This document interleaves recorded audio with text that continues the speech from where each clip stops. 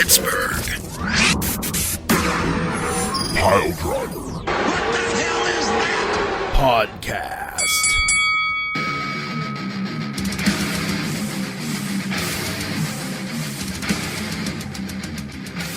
All right, and you said you're good, Tom? Yeah, we're good.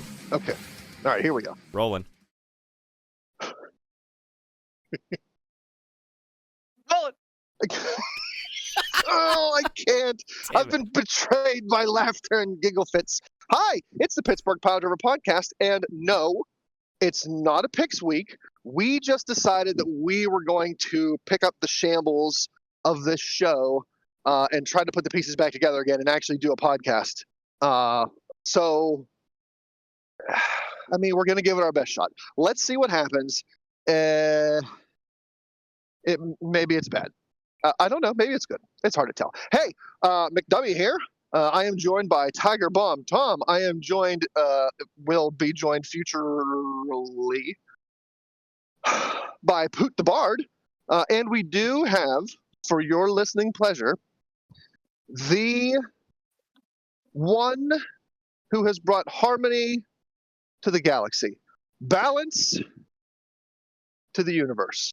That's right. It is your galactic overlord, Beef the Legend. He is here as our cruiserweight champ, and we're going to continue to allow him to bring what can only be described as an orderly universe by retaining the cruiserweight championship. That's what he'll do. That's it. There you go. Are you aware that you said cannoli? Like, I know you said can only, but I heard cannoli because I'm a fat ass. I mean, I might be. I'm married to an Italian, so it's cannoli time whenever she says it's cannoli time, and I'm not going to say no. Who says no to that? And cream cheese on a bagel, it can be cannoli. Anytime I know that cannoli on a bagel. No, all right. something different, though. And it's not cream cheese. What kind of... You're a monster. Look, no, I'm going to have a bitch. I'm tired of your dessert bullshit. It is Italian custard. Yes, custard. Please allow me to have a bitch. Please. Absolutely. Always. Okay. I'm going to have a bitch. I'm going to apologize in advance if this is going to ruffle feathers or upset someone. I just kept going. Just, realize that these are the opinions of one McDummy face, and I'm going to say them. At one of these most recent pay-per-views, I can't remember which one, because there's been, I feel like, a lot between now and the last time that we had, like, an actual, like, talkie recording. It was the one where Cody and Roman beat up the Bloodline. At the end of that pay-per-view, special premium live event, The Rock comes out, fine, but he's still carrying that motherfucker of a title, the People's Championship. Okay,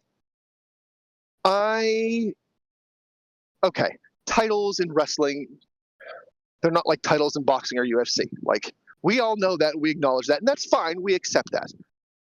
The problem is, we're supposed to care about the titles that are being defended, right? You're supposed to care about the WWE Championship, you're supposed to care about the Intercontinental Championship, you're supposed to care about the Women's Championship, you're supposed to care about all of them because they're, active and they're being defended, yada, yada. The People's Championship, that is a prop for The Rock, and I can't bring myself to not dislike just that idea of it's The Rock. He needs to have something on his shoulder or something to hold up above his head. So we're going to give him this People's Championship and let him carry that around like a fucking prop. I think that's one of the dumbest things ever. The 24/7 title was better than this People's Championship because it was actively defended. This is just something for the Rock to walk. This is something for the Rock to walk around. Boy, I can't say that. This is something for The Rock to walk around with and just have for no fucking reason. Those type of titles irk me. Like, even the $1 million belt was defended. Like, the only thing that will make this okay for me is if later down the line, this is long-term storytelling, and when The Rock eventually faces off against Cody, Cody wins the People's Championship, and then that belt goes on to be like an actual defended belt. Like, if they're just introducing it with The Rock, and then later on down the line, it's going to become an actual competed for title, I don't have any disillusions that is supposed to happen. I doubt that happens. I don't think that this was meant to be a defended title. I truly believe it was meant to just be a prop for The Rock so that he had something to swoosh around when he's out there. But if they decided that, when he faces Cody, it comes off of him, it goes to Cody, Cody defends it like any other title, they're the People's Champion, yada, yada. They work it into stories, I'm fine with that, but I have a real bad feeling that this is just a stupid prop, and I hate it. I hate it. I hate it. And it's not because of The Rock. I don't hate it because of The Rock. I don't hate it because The Rock's a part-timer or on the board now, or, will look better as a corpse than I have ever looked in my entire life. No, I don't care about that. It could be anyone. Like, they could have this ridiculous belt on anyone. And if it's just a prop, no. If it becomes a defended title, fine. I still think that's kind of like a dumb title to have, like the People's Championship. Like, you're defending it in a wrestling match to be the People's Champ. Whatever. They might be able to get it to work. But my bitch is The Rock with this dumb title. If he just had it for the Hall of Fame ceremony and then like the WrestleMania after, fine, that's fine. Like, he just got it at this, ceremony, show it off for a while, be able to, make reference back to the Hall of Fame ceremony, fine. But then he went away, and now he's back, but he's back with that stupid fucking title. Am I way off base here? Like, should I not be this worked up over The Rock and his dumb title? It just bothers me, because all I see whenever he comes out is that dumb title on his shoulder for what? No, I feel like this is I feel like this is 25 years in the making, though. Like, you remember they were selling the replica Brahma Bull belts, like Austin had his Smoking Skull, but we never saw a Brahma Bull Heavyweight Championship, right? And it's been in like numerous WWE 2K games. The Brahma Bull belt that was never ever seen. I think The Rock just wanted his own Smoking Skull belt. He was like, I think this will be cool. And I was a mark. I bought the title. I think it's a cool design. I think it's a bad implementation right now. Wait, back up a second. You bought you bought the People's Championship? Yeah, like when I was like 20. Well, probably closer to 18, honestly. Oh. You mean the original Brahma Bull belt? Yeah. Okay, I thought you meant just now. I was gonna say like a replica of the People's Championship. Okay. Yeah, no, I've been trying to find it. I think it's at my parents' house. It was going to be my custom Chooseway title, but it may be lost to the ages or sold by my brother for drug money. I'm not sure. Anyhow, see, I'm fine with the concept of like the Brahma Bull Championship being like his version of the WWE Championship, but he's not the WWE champion. Like, this is just a brand new prop title. Right. Now, like, oddly enough, I'd be fine with this title and its design if The Rock at this year's WrestleMania faces off against Cody and wins the WWE Championship. Then he can have his Brahma Bull title, and it can be like his version of the WWE Championship. That I'm fine with. This is just a brand new made-up championship, and I think that's what irks me. I hate it. Yeah. I have hated it from day one. Like, to me, one-ish. it made the so. All right, let's cards on the table here.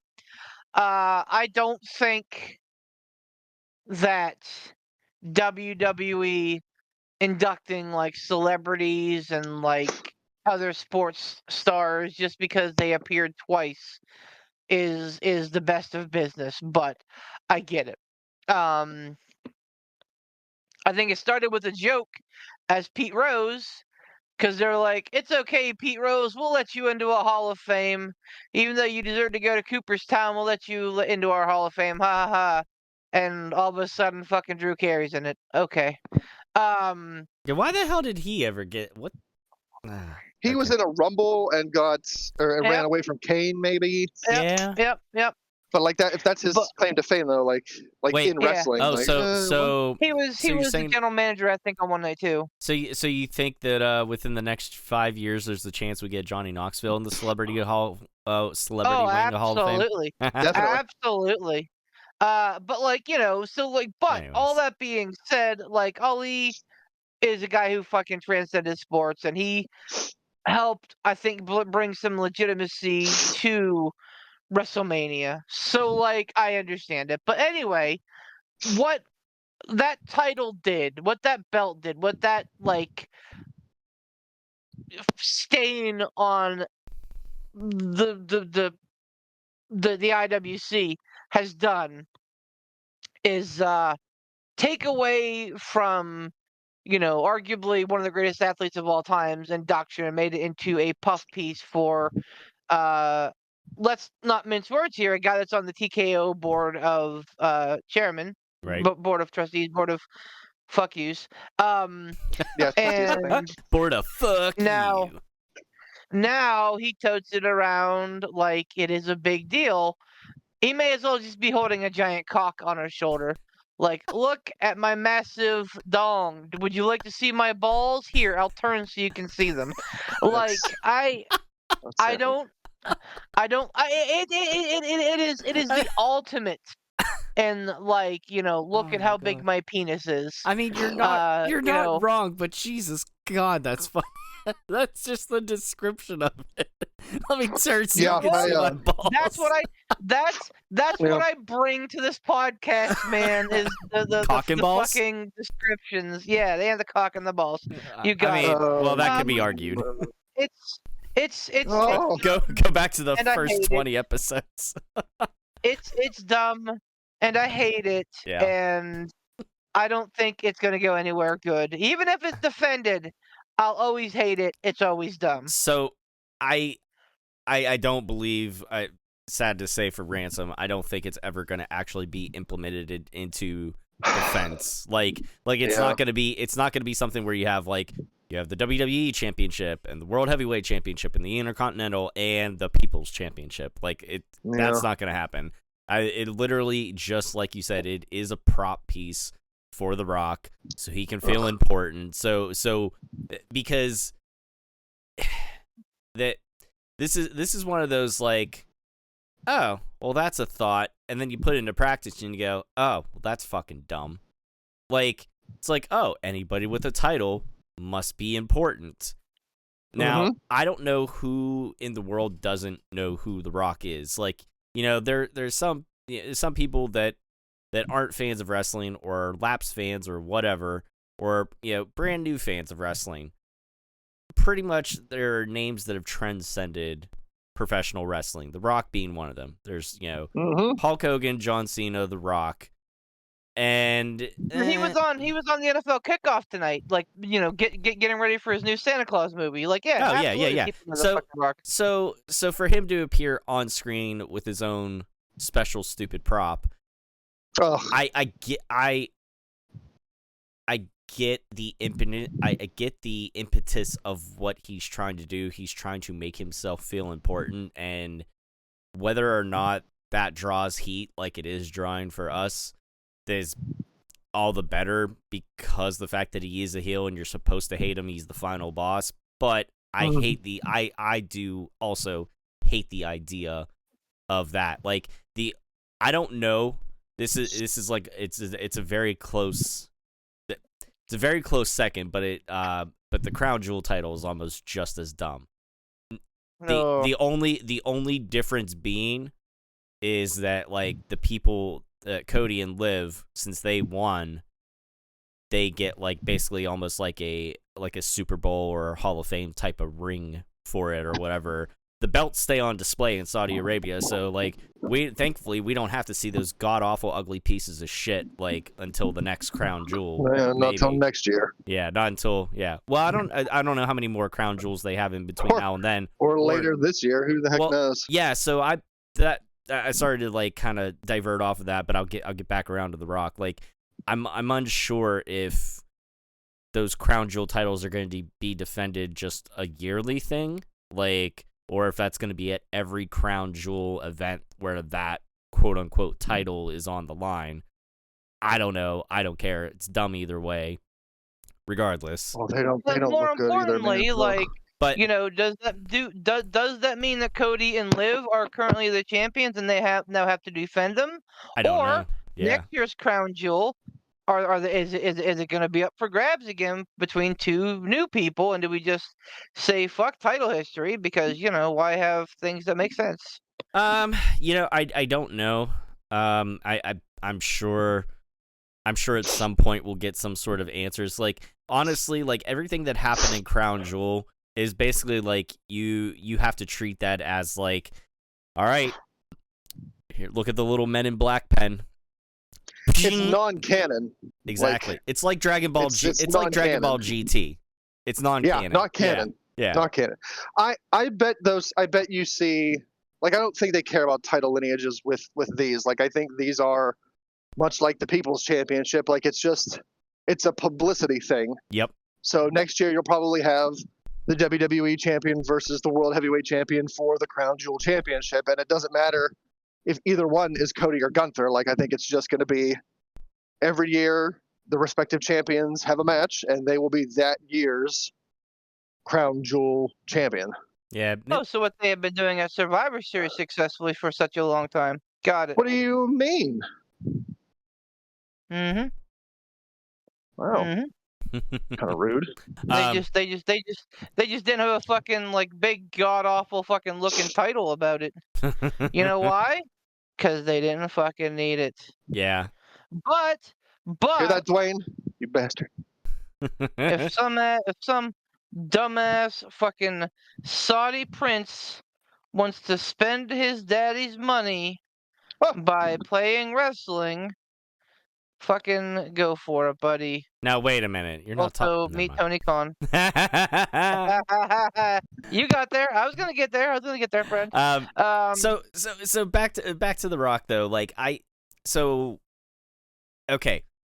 One thing, he came out the last time we saw him. He came out and kind of did the throat cut thing or whatever. Kind of don't really know like who he's referring to, talking to, whatever. I was surprised that we even had I'm just gonna say like a preemptive Bloodline Civil War match at Crown Jewel. I said that to somebody. I was like, yeah, we're already getting that match. Then they're like, oh, I don't know, nothing's made official. And the next thing I turn around and I'm like, oh, it opens the show. Neat. So And then we just had another one too, didn't we? Wasn't it the Usos and Roman against freaking Solo and the Tongans? That was at Crown Jewel. Yeah. Oh, right. Yeah. So, sorry, I was thinking back to the Cody Roman. You're thinking Never mind. Sorry, I'm a dummy. My bad. You're good. Yeah, because now, well, yeah. So that was what, SummerSlam we had Cody and Roman? Yes. Or no, Bad Blood. Bad Blood. That's right, Bad Blood. Sorry.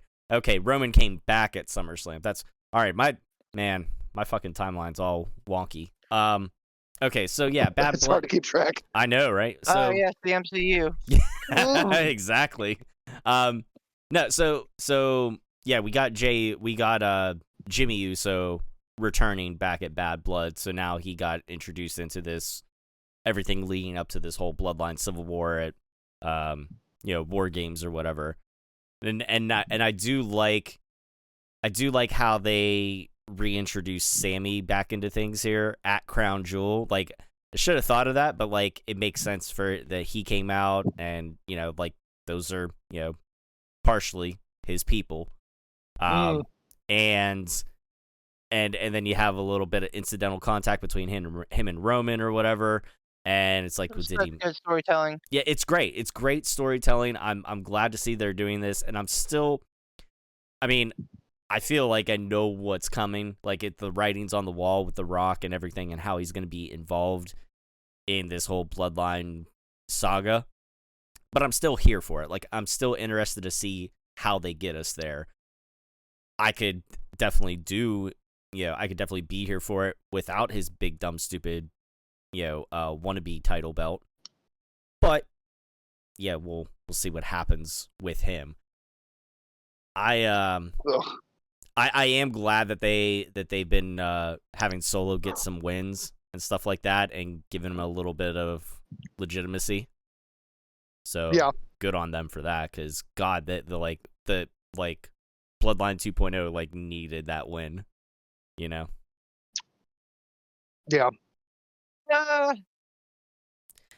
I guess. I don't know, man. I think I guess I think you guys are gonna. I think you guys know where I'm going with this. I think you guys know how I feel about this. So I don't even think I need to fucking say it. Okay. Is it you're just tired of the Bloodline? Yeah, man. It's been fucking 5 damn years. It's been 84 years.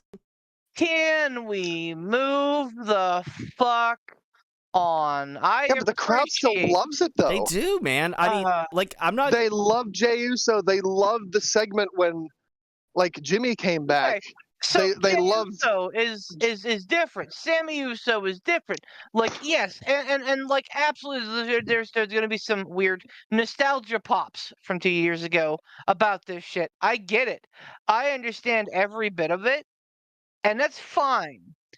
But like, I feel like we're just like, I don't know. They didn't let it breathe. They did not let it breathe. Oh no, they shoved it right back in, like Right. off to the races whenever he came back. They're like, "Hey, let's do this." And I was like, "That's a great idea, but how about we don't?" And we just, like, let it have a minute. And they're like, "No, let's not." And I'm like, "Okay, but like, we've been dealing with this for the last fucking like half a decade. Half a fucking decade. This is almost as long as Hulkamania." That's just. I was gonna say, how long? Decade. How long was Bruno Sammartino's run as champ? Jesus Christ, man! Forever. I It was a tell while. you, But I am so tired. Okay, like, all right, and maybe I'm in the minority, but like, guess what's gonna happen at the end of all this? Guess what's gonna happen? Roman Reigns is gonna be the guy, okay? And like, that's, I think, something that we were all bracing for the longest time. I don't know, man. I don't know that my opinion on Roman has changed too much. I think that this heel run has brought out the best in him. But like, if they're just gonna try to make him a face again, like, oh Jesus Christ, oh Jesus. So all right, hear me out on this, and I'm not trying to change your mind. If your opinion is that you've had enough of this story, that's fine. That's cool. I'll say the reasons why I think it's working. One, I'm sure they're still moving merch. Two, the crowd seem into it. And I mean, of everything that's been going on, it's honestly like it's been the one focal point. It's been the linchpin that's been kind of carrying WWE. So I mean, like, it's something was working. But I agree, like, it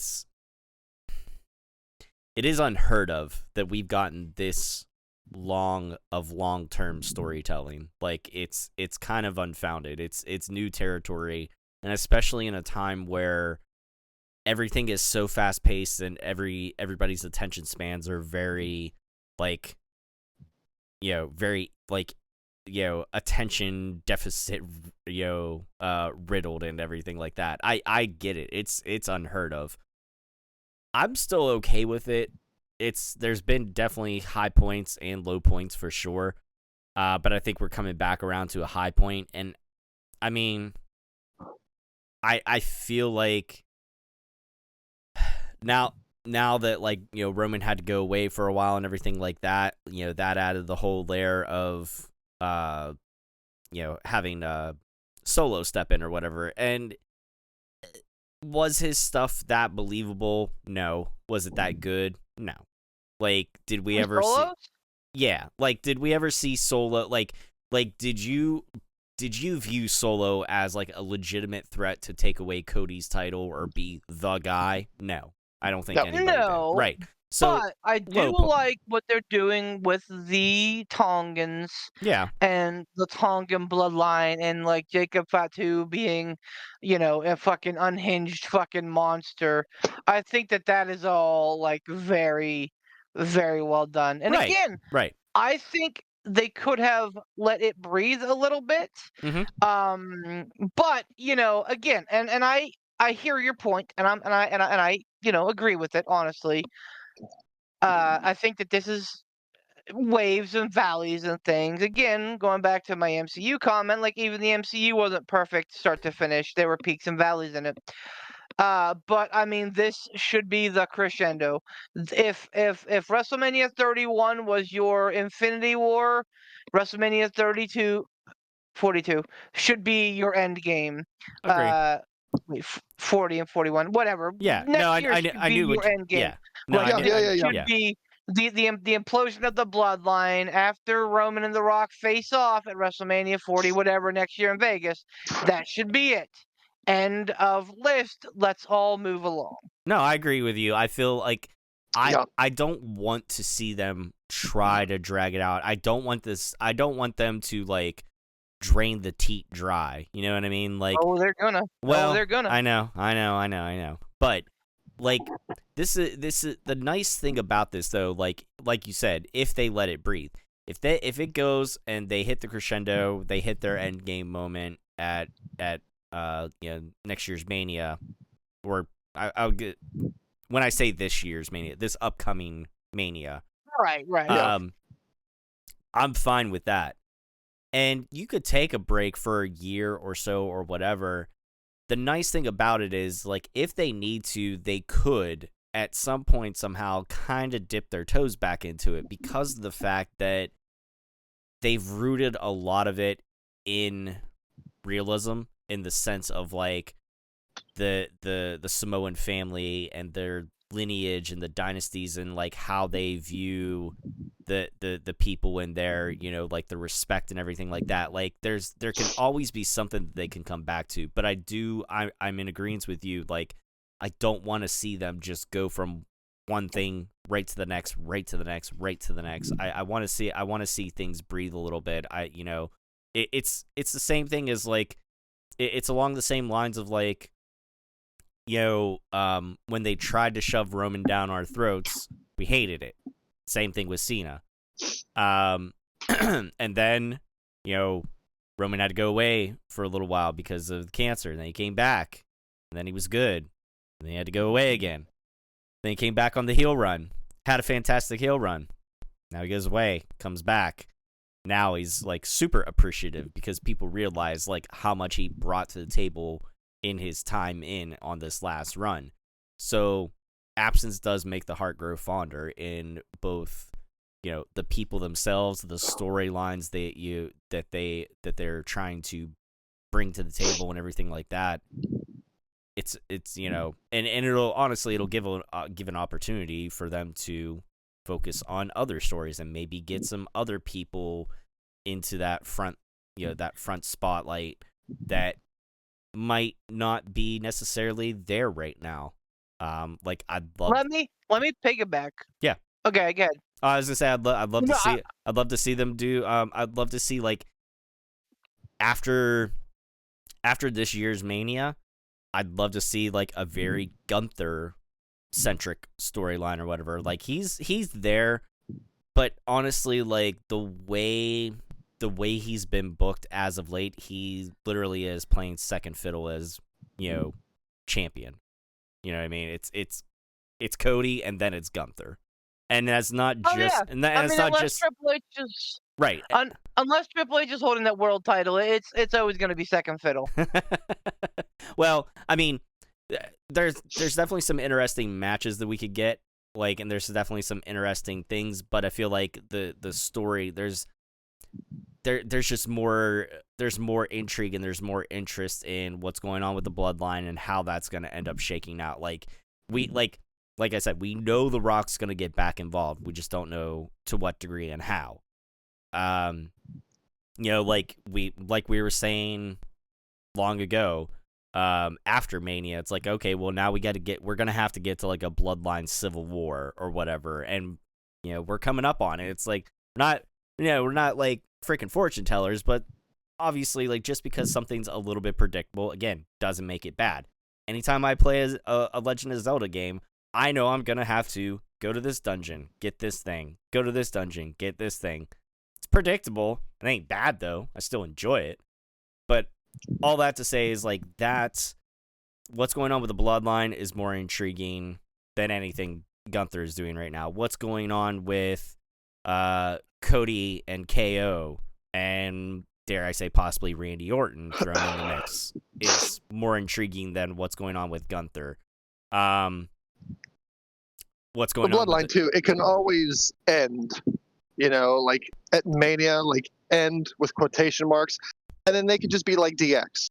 Yeah, like DX. After Shawn came back and they reformed or whatever, they did their thing. Then they went their separate ways. Then they reformed again and did their thing when they needed a team. Mm-hmm. I mean, the Bloodline can be the same thing. Like Jey Uso can go off and do his own thing, Roman do his own thing, and then when you need to, you reform and do your thing. Absolutely. And I'm here for that. So, to me, I think that they need to pivot to the real story here. Poor Elias. Kevin Owens. No. Oh. The man... Tell me. The man lobbied a one-man campaign against the Bloodline. Oh. Got people like Cody Rhodes and Sami Zayn involved. And, was like, hey, these are the bad guys. Let's go get them. And finally achieved his goal. Only to now have these allies turn their backs and join them. I can't wait to see his fucking face when Sammy returns to the fold of the Uso and goes full Sammy Uso again. Hell yeah. He's gonna lose his fucking mind. And everyone's like everyone expects me to think that Kevin Owens is a bad guy. Like, no, Kevin Owens is right. Damn it, I stand with KO. He was right the whole time. He was right the whole time, and now he was right about the Bloodline. He was right about Elias. He was right the whole time. Damn it! Everything, and everybody's fucking gaslighting KO. Can we please save Kevin Owens? Since this whole thing started with him and Cody, I love every once in a while I'll run across the picture on one of these wrestling Facebook groups of Cody and his wife and his daughter and KO. I don't know where they're at, but they're posing for a picture. And Cody's daughter is just mean mugging KO in the picture. And the caption was, I can't remember his daughter's name, but the caption was, she knew all along. Liberty. Liberty, yeah, Liberty knew all along. Because everyone's looking at the camera and smiling, and she has her head turned and she's looking at Kevin Owens and she's just glaring at him. I haven't seen that. Oh, it's so funny. If you come across it, you have to send it to me because I have not seen that. Oh, it's hilarious. She knew all along. Kevin Owens is a kayfabe legend, man. From his pictures at Disney World with his family, where he just does not fucking don a smile. He just fucking stand there and being like, "Yep, this is life." To his fucking accidental, quote unquote, accidental appearances and fucking being the elite. KO is a kayfabe legend, man. He is everything that is right with his business, and if they don't put a fucking real title on him soon enough, by God, I'm gonna do nothing but I'm gonna keep on bitching about it. Hey, I heard a dirty little rumor that somebody wants to come back for a last match. That's right. I'm actually bringing it up for once before either one of you fuckers can. That's right. Who's next? Might be Gunther. You mean Gilbert? Yeah. You mean Gilbert? We all lose. Okay. So listen, here's the thing, man. I wanted to just get this. I wanted to rip the Band-Aid off and get it out of the way now.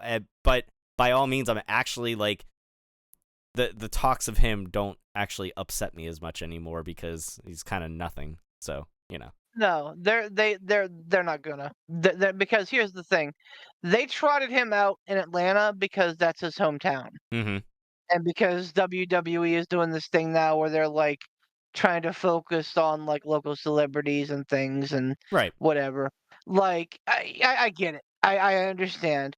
But like he had to go on, I don't even know if it was College to Game Day or what pregame show it was, and announce these intentions.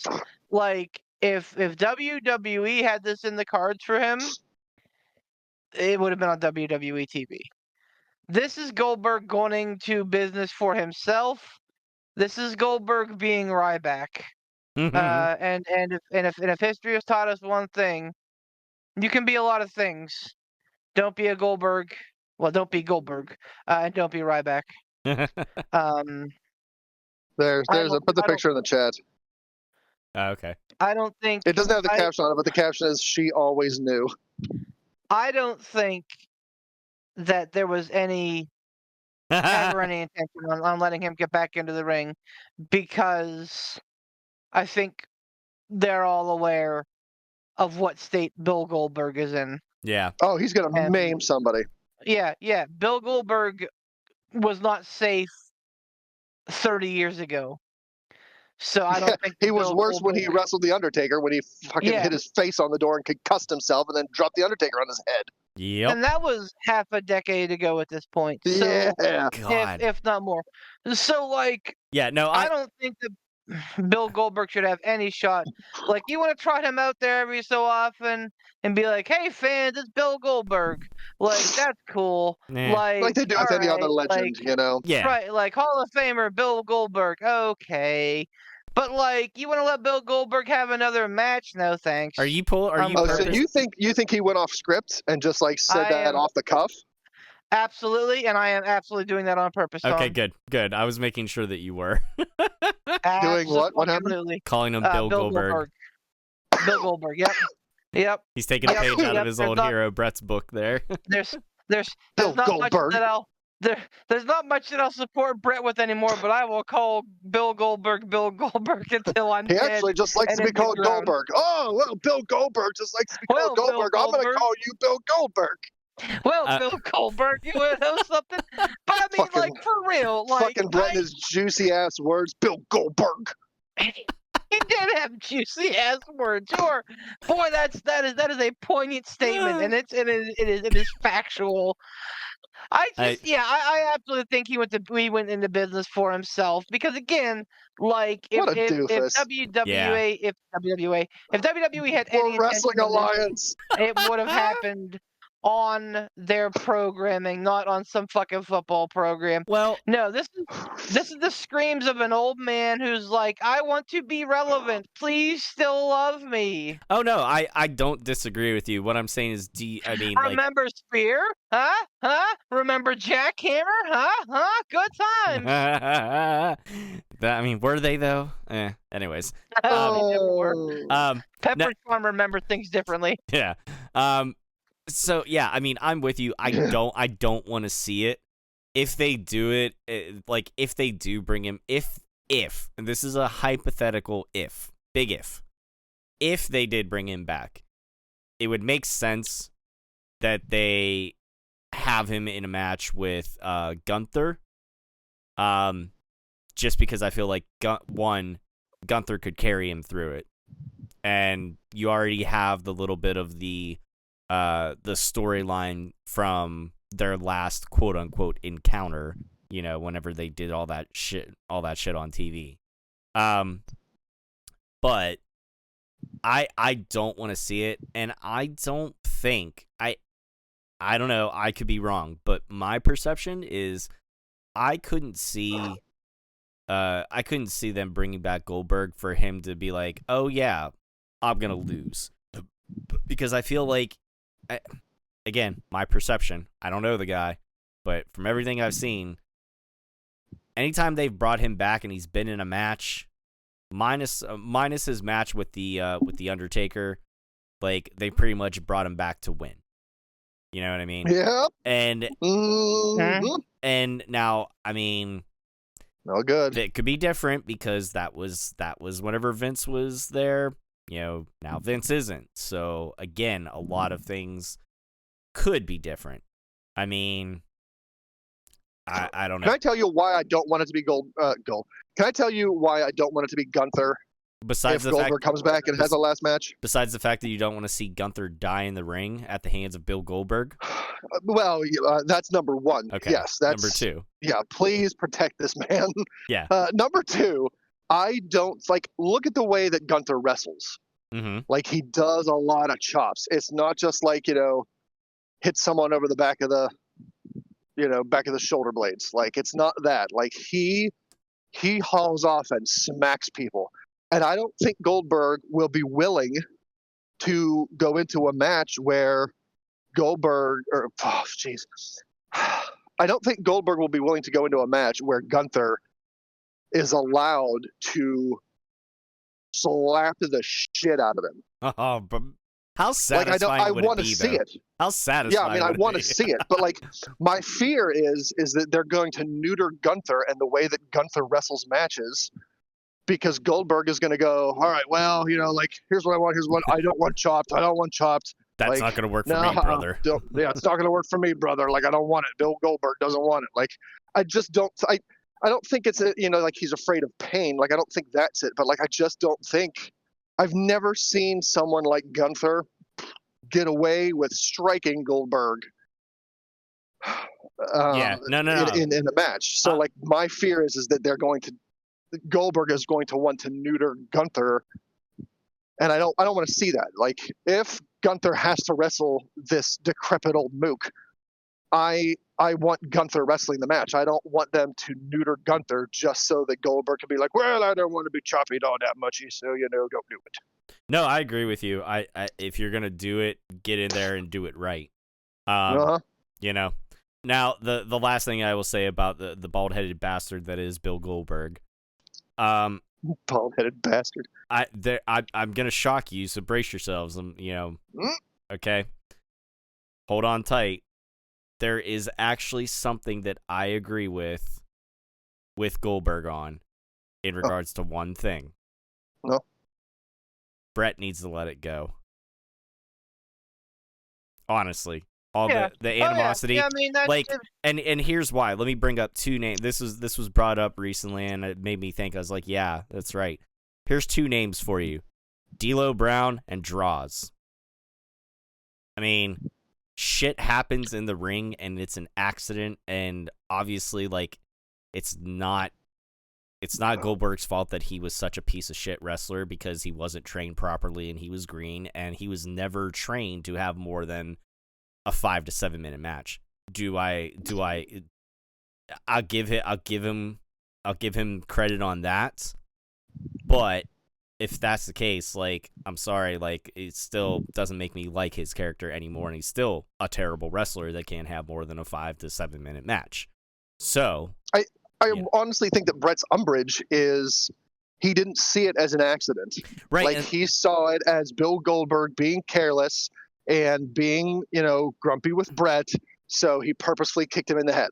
right. Like, I think that's kind of Brett's umbrage on the hostility. I think Brett's gonna have. I mean, I don't know. Did Brett have that much umbrage against Owen when he almost paralyzed Steve Austin? I mean, like, shit happens, like, and but I mean, like, again, I don't think that Brett thought that Owen purposely tried to injure Steve. But if he I mean, I don't know, if that's his thoughts, if that's his, if that's where Brett's coming from with that, that's on him. In this case, Brett's screwing Brett in these later years of his life. Like, gotta let it go, man. Life's too short.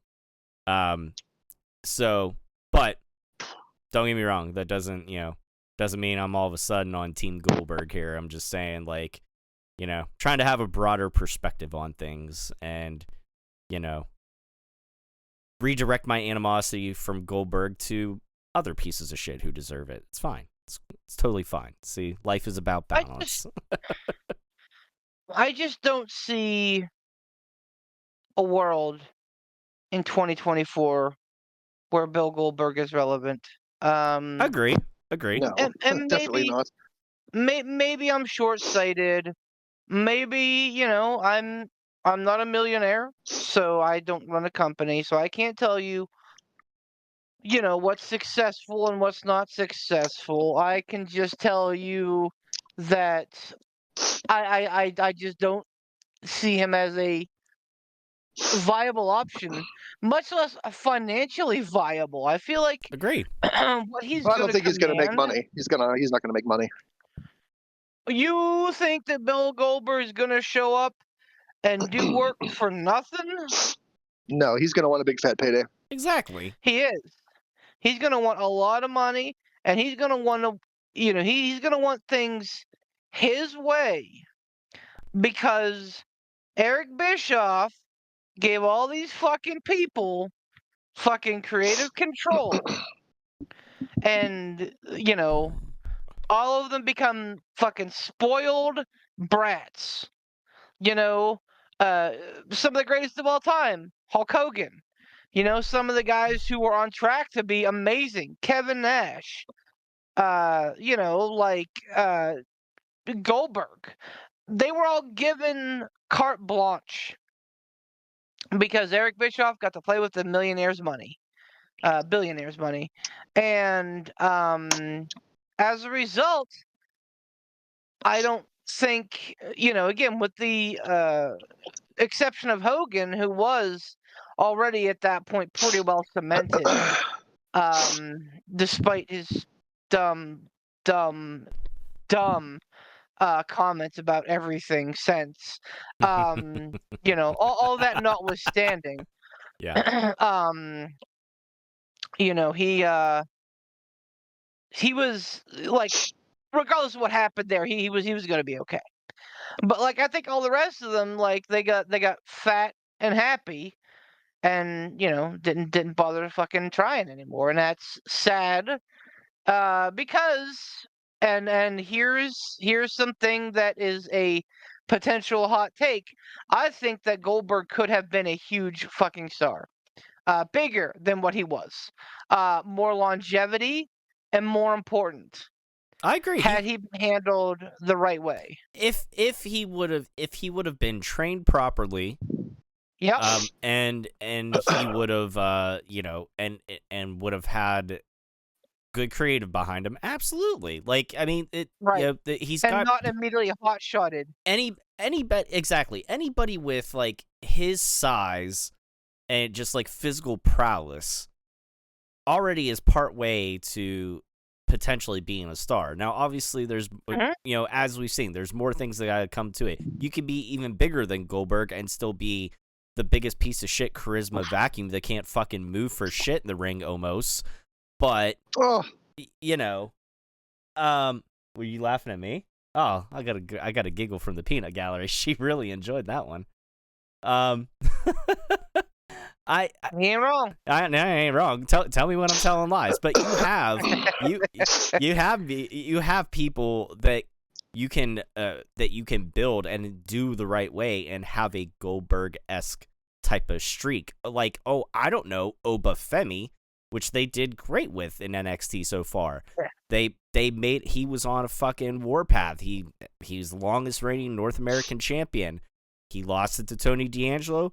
Fantastic. That straps a rocket to Tony's back because he, toppled the Conqueror. Now, have we seen Obafemi in the last couple of weeks since then? No. Not that I can recall. I watched this week's just a little bit. Just the rematch. Okay, yeah. Just the rematch. Okay, good. So I didn't miss that. I missed the last week's and like half of the week before. I didn't watch last night's. Yeah, I don't watch last night's. I was watching AEW. I watched last night's before the podcast tonight. So I'm at least caught up to current with that, but I did miss some shit in between since Halloween Havoc. But so they're doing the smart thing. They're cooling him off right now because he went on that warpath and everything like that. That's great. And now, realistically, if they wanted to, they could and I'm not saying they should, but they could plug in Obafemi onto the main roster and do a similar sort of thing. The only difference is like he was already on this tear in NXT, so it's believable that he could do it on the main roster, but the dude can fucking work a match for longer than 5 to 7 minutes. That's kind of important.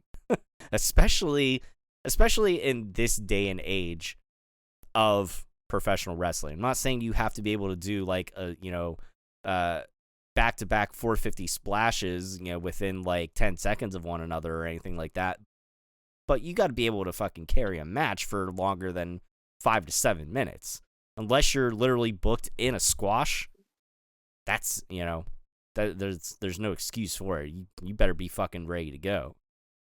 But all that to say, I had to bring it up because I heard about it, potentially like, that Goldberg was talking about it, and like B said, like WWE hadn't announced it or anything like that. I do believe I'm in agreement with you. I think it's him trying to, go into business for himself, or it's just people looking for a story because hey, he was on TV. It's like, oh well, let's go talk to him. Let's see if he's thinking about a match, or like, because anytime you see any legend, so what do you think? You got one more match in you there? Huh, Pops? You got one more? The other thing is that like you have Tony Khan, who's got a pretty deep pocketbook, right? And if I bet Tony would hire him for a match. You've heard some scuttlebutt about it. That there were talks, and then both sides said there weren't, and this, that, and the other thing. It sounds like it might be a money thing, right? Could be. Because Goldberg's probably like, give me all the money in the universe, and Tony Khan is like, maybe not. Maybe not this time. But if Goldberg can come out there and drum up some relevance, and Tony Khan can be like, all right, I'll give you a fuck ton of money if you guarantee that this is your last match. And if it is not, I will come back and sue your ass for whatever.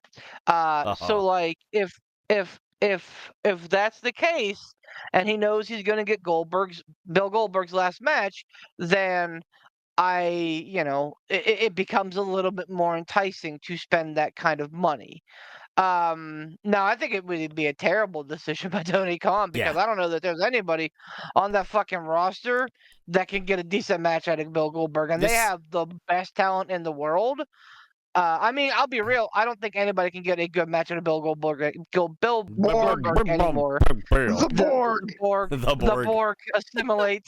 I don't. No, I agree with you. Baby. Honestly, like, let's call a spade, and let's give fucking credit where credit's due. I think that Brock Lesnar got some decent matches out of Goldberg. Yeah. They weren't like 5-star classics, but I think that they were fun for what they were, which were just big, stupid fucking kaiju battles. I think, and that's it right there. It's the style of the match. I think because Brock works that type of style where it's just beat the shit out of you, fucking rinse and repeat, that plays into that because it, like you said, it's just big meaty men slapping meat at that point. You know what I mean? Mm-hmm. And that I don't think that AEW.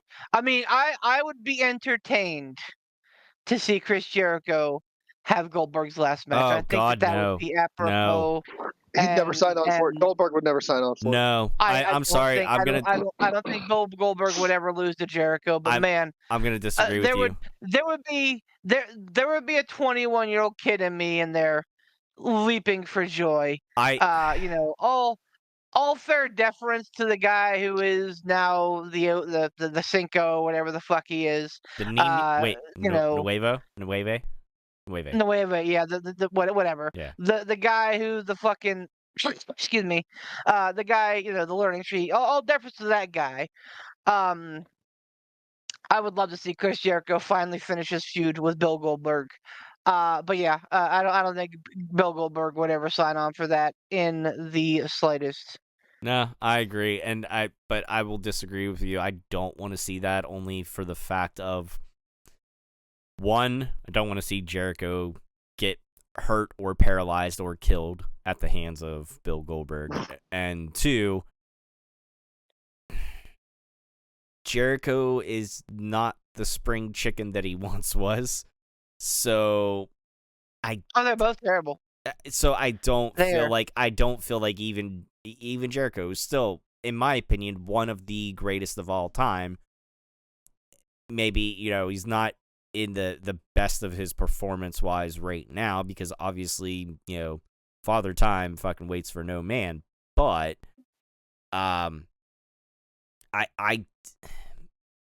even though he's one of my favorites, I don't think he could get a good match out of him. I think you need somebody. I think you need somebody like a Gunther, or not that I want to see this, but like a Seth Rollins. I feel like he's somebody that can pull a good match out of somebody. But like you mentioned with how Brock Lesnar pulled good matches out of him, I feel like if they were gonna do one, Gunther would be the one to do it, because he could do that sort of style, a la Brock Lesnar. Just because he already kind of has that bit of a style. He throws in a little bit more technical expertise than Brock Lesnar would, but he's still a big slap the shit at the fucking, knock the sense out of you. You knock the yellow off your teeth, like just.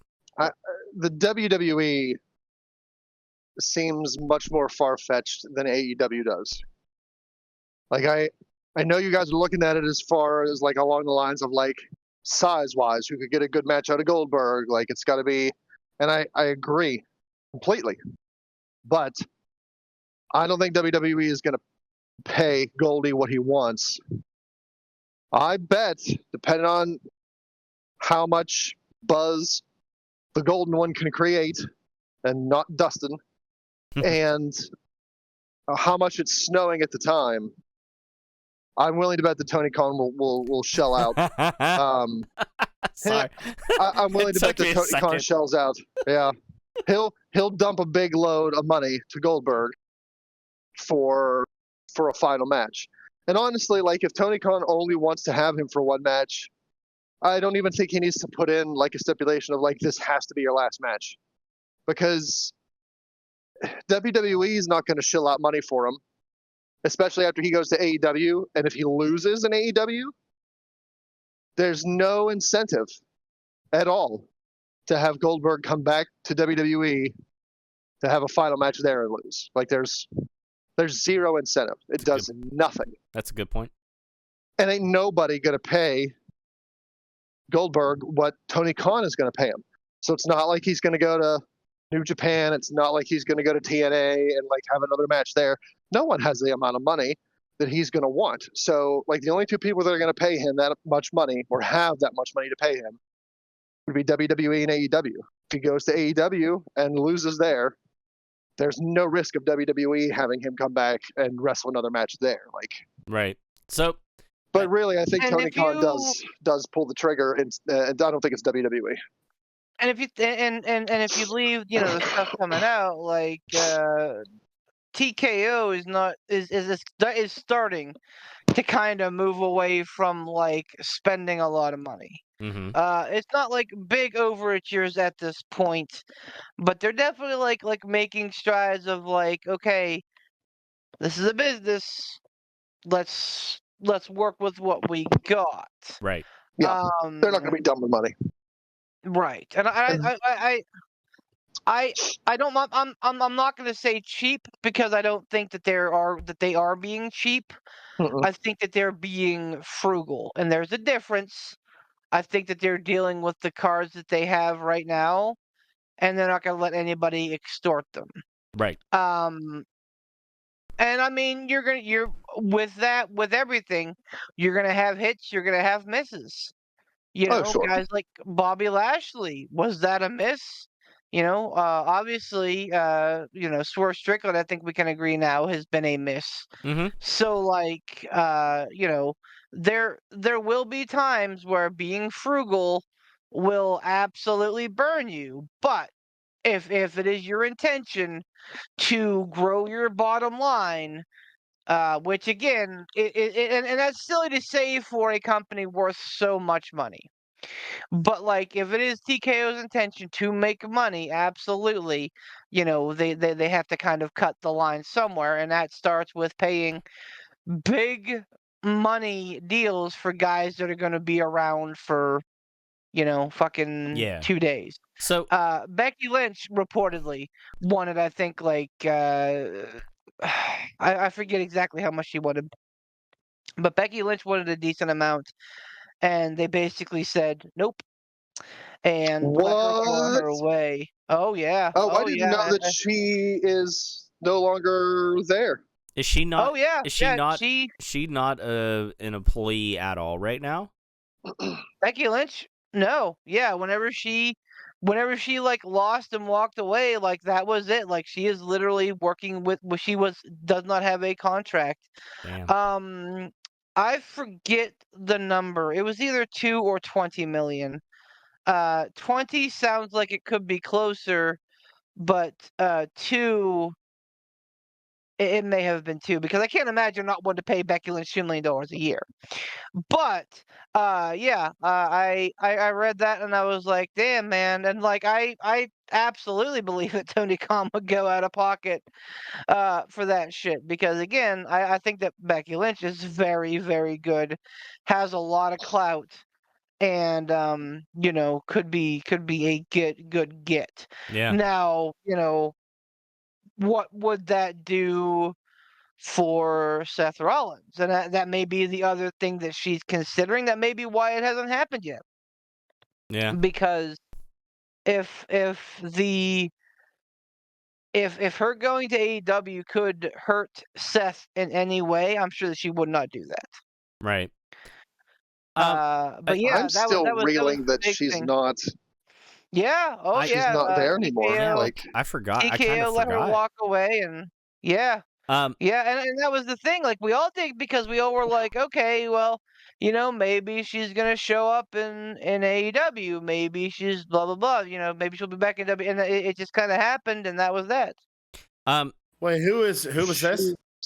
Becky Lynch. The man. Also, hi, Pooh. Hi, Poot. Also, hi. Yeah, sorry guys, I absolutely zonked out. It's all right. Zonked right out. It's all good. no problem. Fell man, dead asleep. Do happen. Freaking Beef touched on it, and I have another gripe that it's not as tirade as the other one, but it's just like I roll my eyes. Like Bobby Lashley, MVP, and Shelley are Oh, now in the Hurt AEW, Syndicate. and they're all together again, Mhm. and they have that dumb name. Like, the Hurt Syndicate. Yeah. yeah, look, man. I'm here for it. Why not? Yeah, I know you are. But like, no, you listen. I'm not man. done. No, you listen. Okay. I like okay, it needs like AEW got this whole group to go over to WWE you know what I meant. They went from there over to there. Congratulations to who has them now. Fine. Like I don't have a problem with that group. I don't have a problem with that stable. Like I think it should have gotten much more longevity in WWE than it did. They should have been much more dominant, in my opinion, in WWE than they were. So like, no, don't have a problem with them being there. But it's like, oh, all right. It's the Hurt Syndicate. Are you trying to tell me that like they could have called themselves anything else? Beat 'em up Inc. And people are gonna be like, man, I don't know who these guys are. Like, man, if only I knew. Like, if only they had a different name that they were more recognizable as. Like, I don't know them by their faces or by who they are. Like, who's Beat 'em Up Inc.? Like, oh, if they only would have called them the Hurt Blank. Now I get it. Oh, fine. I know who these guys are now. I'm here for it. No, man, that's Okay, dumb. That's like but if listen, the New why did- World Order, why when did Cody- WCW was still around, that's Why if the did New Cody World fight Order so went to hard for his last WWE name? and went, What- oh, hey, we're the New World Organization, not the New World Order. Or the Why- new why did wrestling Cody- operators. Like, no, man. Like, it's just dumb. Listen to me. Why did Cody fight so hard for his name? That's Branding. different. Why did WWE not let, WD-40. WTVE. why did WWE not let the Dudley Boys take their name? Branding. Because branding matters. Yeah, And but I get that's it. they went to TNA and they did something else. They Team 3D. Okay, that's different enough. They didn't go to WWE and call themselves the Dudley Fellows. Like, okay, Gerg, or like Dudley the Dudley Buddies. Family. Like, nah, man. If- Like they if came they up with a could have different gotten name that away with still calling had something to themselves- do with them. If Like, they could have gotten away with calling themselves the Dudleys in TNA, they would have, and probably would have been more successful because they are the Dudley Boys, yeah, not man. Team There's 3D. a vast difference though between the Dudley Boys and the Hurt Business. A tremendous so. difference. The Dudley Boys are on a mountain so high up that the Hurt Business Okay, doesn't yes, even look yes. like a startup from their Yes. freaking elevation. Like, Yes, what I'm saying but- is, if Stone Cold went somewhere, yeah, man, call him like Stone Cold Steve Austin, like after WWE, or some variation of that, or he would have fought for that. Yeah, man, you're Stone Cold Steve Austin. Like, these guys were a team, but they were not a big enough deal for them to be like, well, we were the Hurt Business. Everybody knows us as that, so we got to make it some form or fashion of the Hurt something. Nah, man, not everybody knew who you were because you were mid-tier at best, and you were around for a cup of coffee. Oh, that is All right, fucking false. Hold on, no. before you No. Borf, before you I gotta get it out, Pooh. I gotta get it out because I am incensed right now because I want to go back and listen to our recordings from like 2-3 years ago when the Hurt Business was around. We all claimed how great of a stable it is, how they were missing the boat on them, how hot they were at the time, and now you're gonna turn around. No, they were successful. Us claiming as the Hurt something doesn't Business. make it fucking so. But it wasn't just us though. That's the thing, Ransom. Like, yes, you know why we all thought that? Because I brought it into our transient because I'm plugged into the fucking IWC like a madman. I'm like fucking Mojo from the X-Men where I'm fucking plugged into the internet. I read this shit constantly, and I know that the way the fucking IWC felt about the Hurt Business. They believe that the Hurt Business was one of the biggest squanders of the like most recent decade. I'm like talking with my hands. That's how upset you have. You're both right. Good. Like, You're both Get it. right. Get Listen, sweaty. they Get were sweaty. they were good. So, They were good, but they Ergo, weren't hold on. books. I got a point. Let me get it. Jesus Ergo, Christ. because they were successful as the Hurt Business, why would you not capitalize on that and call it something like the Hurt Syndicate? Is it a reach a little bit? I hear what you're saying. Yeah, man, But it Mr. was- Fantastic Reach. No, not at all. Sue Because it was- them and take the name with you if you're big enough and bad enough, or come up with something different. I just like why would you walk away from something successful though?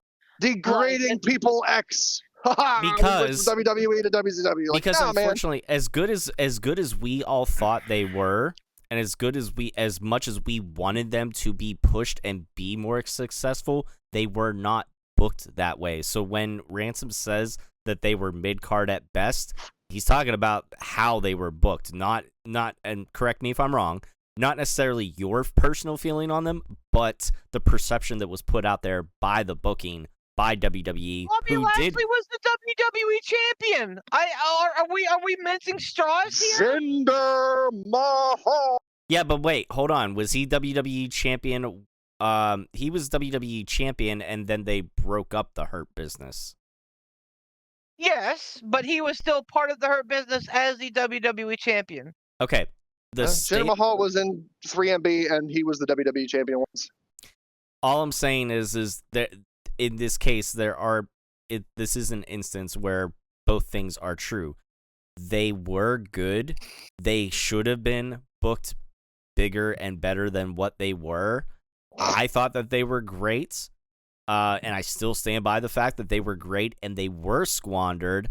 Unfortunately, by the end of it all, when you look at the longevity of the stable as itself and just the accomplishments of the stable, Lashley was the only one that did a damn thing out of it. So, yes, the stable as a whole was mid to mid top tier at best because they were squandered because they did not get booked right. They should have been together longer, but they weren't. So all I'm saying is I don't like the name. Like, yeah. do good, do good with them.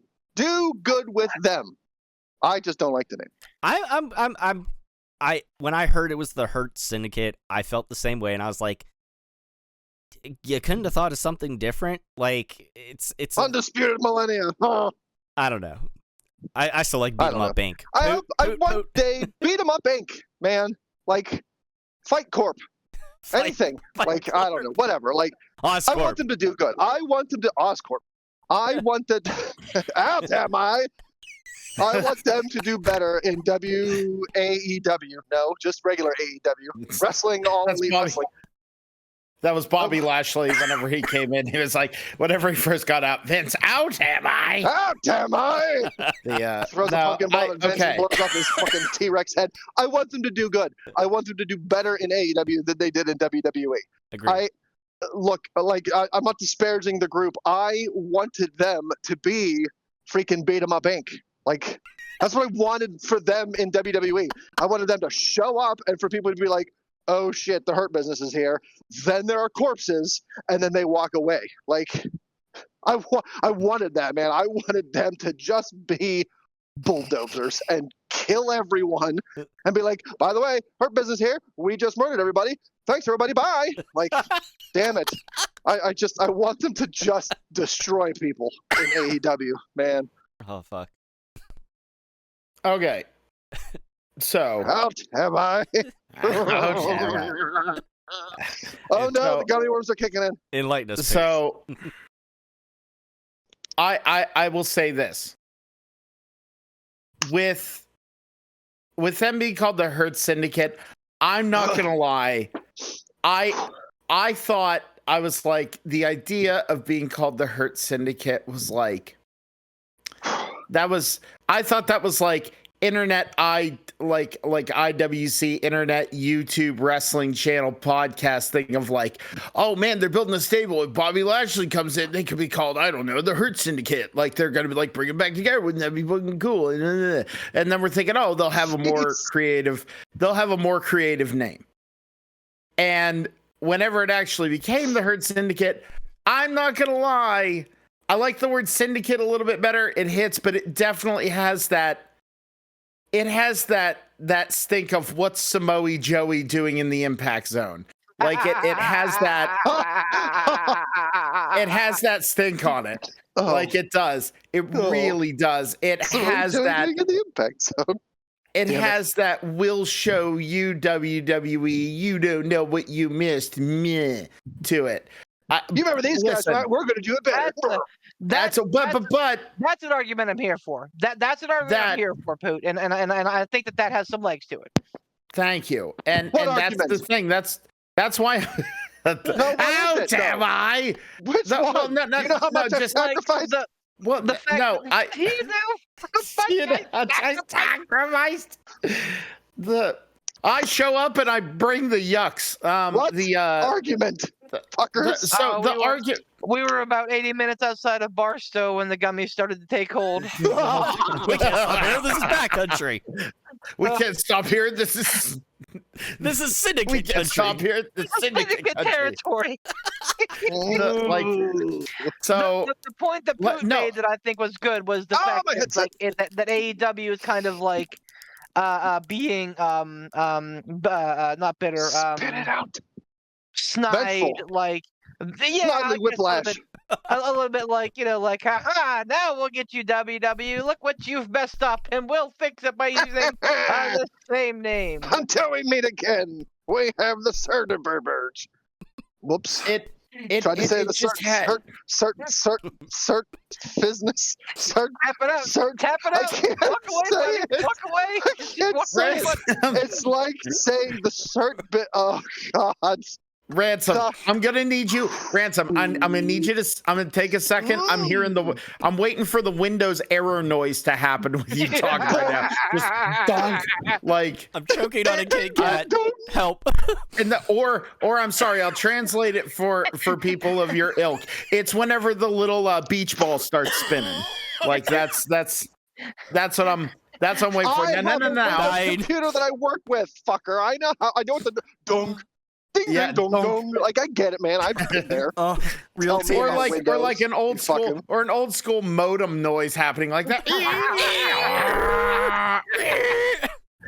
Oh god, it hurts. Fuckers. So, Oh, all right, I'm now fine. Like you gotta give me a second here. on the same. The search syndicate, the fucking. Look, I Ransom, don't even know what I was taste- doing. do you taste let it pennies? go. Do you taste pennies? Huh? Do you No, taste man, but I got pennies? dry mouth. Okay, well, listen. All right, Is your everybody. Is It's the everybody. gummies. The gummies have kicked in. Is your face Everybody, JR? Okay, everybody, alt tab Is out my of your face windows for a drooping? second. I have another side to this point. Oh god. All right. Okay. Okay, I have another side to this point. Oh, sweet This is Jesus. why I'm making the point that I agree with Ransom on this one. I agree with Fucking, Ransom here. Search Like I Business said, would have been a better name the than the Ser- fucking Hurt Syndicate. Search I was Business. gonna say the Bert Cisness. No, Search Business, fucker. The Bert Hisness. Moltar. Dead. Zoldak. Roll back. All right. Give me a minute. Give me a No, second. Let me I cook. don't Let me have cook. Go ahead, Pooh. Go ahead, Pooh. And let me cook. I'm here for it. Chef. Let me cook. Let me all right? cook. Let me cack. Something different. Something else. So I agree with Something you on different. that. Is that it has that TNA stink on it. But on the other side, I will agree with Beef. Although it like aside from Bobby Lashley at the time, we can look on it 2 years after the fact, and you can have the hindsight is always 2020. They kind of were ruling with an iron fist, man. It wasn't during the best time. Fucking work. It wasn't during the best time, but roundly considered, people fucking loved the Hurt Business and they took them fucking seriously. Was it in the sundowning part of all of it? Was it during the latter part of that stable's run? Absolutely. They had to fight uphill for that. But the suits, the serious talk, like it all worked. Like you saw these people, it happened with like what should happen with a stable. A stable should, allow characters and performers in those stables to grow. It should allow them to change. It should allow them to evolve. Okay? And it should help forward them so that whenever it's done, everybody at least gets something out of it, some kind of notoriety, some kind of experience, whether it's on camera or it's behind the scenes. How many times do you hear people talk about when they were in a stable with X, Y, or Z, they learned so much? Evolution's a really good one. Right. Randy Orton getting to run with Ric Flair, Triple H, he got to learn a lot of things. He got to learn how to be a proper performer, a proper wrestler. Like he took a lot of good things away. And then like look at the Nation of Domination, for God's sake. It helped catapult The Rock into the ultimate stardom that anybody could possibly fucking want. And I think the Hurt Business, while not as effective as perhaps the Nation of Domination, for on an individual basis, it helped give credence to all the performers involved, especially Bobby Lashley. I feel like Bobby Lashley was decidedly mid before that. And then the Hurt Business with his title run, and even whenever he didn't have his title, it helped legitimize Bobby Lashley. And especially arguably for most wrestlers, despite the fact that Bobby Lashley doesn't age and always looks like he's chiseled out of fucking granite, that man, Yeah, he's a specimen. he is a genetic freak in the truest sense of the term. I know, like, he was mid for so long, whether by his own doing, whether by booking, any of those things, but that really helped him get a good solid foothold so that when he did go other places, he was taken more seriously. It's not like whenever Damian Sandow left and showed up, what's the Smartman doing in the Impact Zone or whatever the fuck ever they called him. Like, it's I think on one hand, Beef, I'm gonna side with Ransom on this, that the Hurt Syndicate, come on, AEW, do better. There's a better way. I fucking love I like Tussle Incorporated. Beat 'em Up Inc. Beat 'em Up Inc. might be my favorite one, because then they could have a theme that's just like an old school 90s hip hop, like beat 'em up, beat 'em up, beat 'em up, like kind of Mark Henry's old music. Oh yes, Mark Henry. Well, look, beat 'em up, like I love when you show up and punch a hole into the multiverse and just fucking go talking about elevating people. Like, man, fucking guy, they were never the run roughshod over everybody group, man. Like, even at their best, they weren't though. That's my umbrage with WWE and the Smirk business, is that they fucking should have been destroyers, and they weren't. Like, they lost way more than they should have. Like, they had matches that should have just been demolish matches. Like, man. Now I know there are and freaking here's the thing. The business, get it? Was it like I said, it wasn't as absolutely over encompassing, cast a shadow over the over the WWE, for ages and eons and this whole thing. No. However, it was, and the whole thing is too that it was really a vehicle to legitimize Bobby Lashley. That, like, really, that's what it was. Now, hear me out on this. Hear me out. Whatever stable is, NWO was a vehicle to get Hulk Hogan over.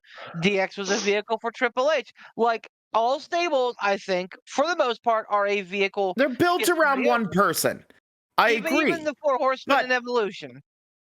I agree. Well, and that's my point, is that I go, it served its purpose, is what I'm saying. It did well. I'm not making dispersions saying that it was this cloak of haha, now we're going to stop calling it WWE and we're going to call it W Hurt Disney. Like, we're not doing that. Like, we're not like any of those. And obviously it's not going to have the cultural impact that the NWO does. The thing that came closest to that is Bullet Club. That and that had its run too. My point here is, on one side of this, I agree with Ransom wholeheartedly. They could have done better. They could have absolutely done better. On the flip side of it, I don't think that it's this like horrible, egregious thing for them to do that, because they are trying to like pull off of that recognition, to like reactivate those people that aren't as plugged into the product or weren't watching as much that time. They're trying to go like, oh yeah, this is really cool. But the problem is, it's going to shoot them in the foot a little bit, because it's going to kind of like push people back to, like, 2 years ago, to be like, oh yeah, what was happening in WWE 2 years ago? And they're going to go back and watch, they're going to go back and watch VODs of WWE stuff. But the Dudley Boys Team 3D thing, hot take, I absolutely despise the Team 3D thing. I thought it was the dumbest fucking thing that you possibly could do. But if they would have called them the Dudley Dudes, or like if they would have called them the Budley Doys, like, which is what I've always historically called the Dudley Boys to begin with. Oh, the Budley Doys. Oh, look, it's strawberry. Like, oh, look, it's strawberry. Yeah, look, it's strawberry. But that's my point, is that, like, they could have called them anything other than the Hurt Syndicate, but like people are still gonna go, oh, it's a Hurt Business. Like the people who know, they're gonna be like, it's a Hurt Business. Like I don't know. I think, but what I'm saying is that I will. Part of it was like trying to pull kind of even everything out here, because like it's not this egregious thing. They're trying to go for acting. I mean, we have there was Undisputed Kingdom, right? Like, I mean, they did stuff like that, which I'm not thrilled about to begin with either. I was like, come on, guys, we need to be more original. Like, let's not become that place where it's like WWE ideas go to like come back and go brains. What was like, what was that one thing that they were gonna that we heard? No, wasn't that? No, there was there was a name or something that started with a P. Just dead ass, wasn't that? No. Go on. No, because I'm really trying to think of something here. It's gonna bug the shit out of me. There was something that we had heard that they might have been filing for some sort of trademark or something whenever Adam Cole first kind of came onto the scene. And I want to say, I know it's not the Paragon or something like that. Was that? Am I remembering that right? No, I remember what you're talking about. I don't remember the exact name, but yeah, no. I want to say it was the Paragon. It was like, it wasn't. I know it's not the Paradigm or whatever, because not Paradigm Shift or whatever. Like, right. But I want to say it was like the Paragon, and I'm literally gonna Google the definition of it now because it's gonna bug the shit out of me. But like, if they would have called themselves that, because if people actually looked up the meaning of it, the meaning of the word meant whatever it meant, and it was like, oh, okay, that fits them. So that's why I agree with Ransom in the sense of they could have tried to call themselves something other than the Hurt Syndicate. It feels like, at least from my perception, it feels like based off of more recent, I'm going to say within the last year and a half to two, of AEW shenanigans and chicanery and bullshit backstage nonsense. This feels very, haha, we've got you now, haha. Where if they would have just went with a different name, you'd never go full Will Smith. Ha-ha! Yeah. Ha-ha! I feel like the AEW crowd is smart enough, and they're probably some of the same people who probably did, know who the Hurt Business was. So you're not going to have a hard time building them. And even if you're getting new audience people in, if you have the right creative and you have the right booking, you can call them something other than the Hurt Syndicate. And if they're on TV and they're just fucking destroying people and just running roughshod, people are going to tune in to see, like, what are they going to do next? So I understand where Beef was coming from with the brand recognition thing. That's a different story, though, with Cody Rhodes and everything like that. Like, that's definitely decidedly different than Hurt Business to Hurt Syndicate, though. Oh yeah, and okay, it was a stretch, and I get it, and yes, like the Hurt Business, I think we built up more in our minds than they actually were, and I understand all of that, and I'm not saying that Ransom has a bad point. Yeah, Yeah, that's right. think there's definitely that there are two ways you can certainly go off of that, like, take your own shit, make it creative, but then you could end up in a situation like Team 3D.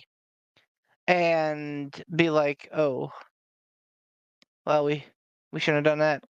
I shouldn't have done that. Or you could borrow from greatness? Question mark. By the way, what's the old adage? Imitation is the sincerest form of flattery. No. Something borrows, genius steals, right? Like something dark side. I'm just penis saying, like, balls complete.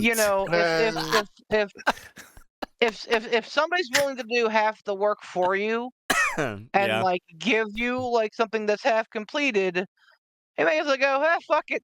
We'll see Yeah. what's going on See, with this. let's see how And- well that worked out for WWE 2K20. Shut up.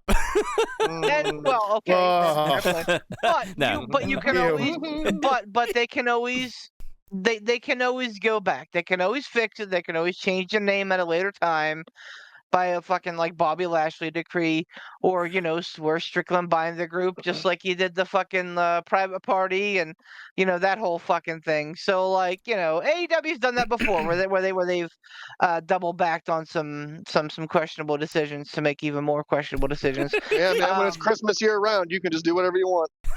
That's Ho, accurate. ho, ho. Let it Exact- snow, let it snow. By the way, Absolutely. definition of paragon, a person or thing regarded as a perfect example of a particular quality. There you go. Or a Take person- a look. It's in a book. I did. By the way, I did go back and get the actual number. The number for Becky Lynch, Rebecca Quinn, 2 million, which I think is an astoundingly low number for fucking TKO to quibble over. I think that's silly, and I think that's like, again, I understand that they're in the business to make money, but I think that we'll also sit here and say that outside of like Rhea Ripley, who is a bona fide goddamn superstar as a women's wrestler, I think that Becky Lynch, fits that mold, and maybe even, brought that mold back to life after Trish Stratus. So like, Agreed.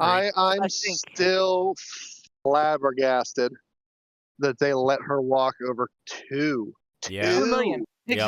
Exactly. Oh And, my like, god! Especially after she just had That's a, wacky. she wrote the book. Uh-huh. She wrote that book and everything. Like you could definitely tie in some. I mean, it's not just I don't like she's not just any wrestler. Like Becky Lynch isn't just like, oh, this is just any other wrestler. Like we'll find someone to take. Like, no, man. Like Becky Lynch was Becky Lynch is fucking phenomenal. So like I think that that's speaks to the shocking.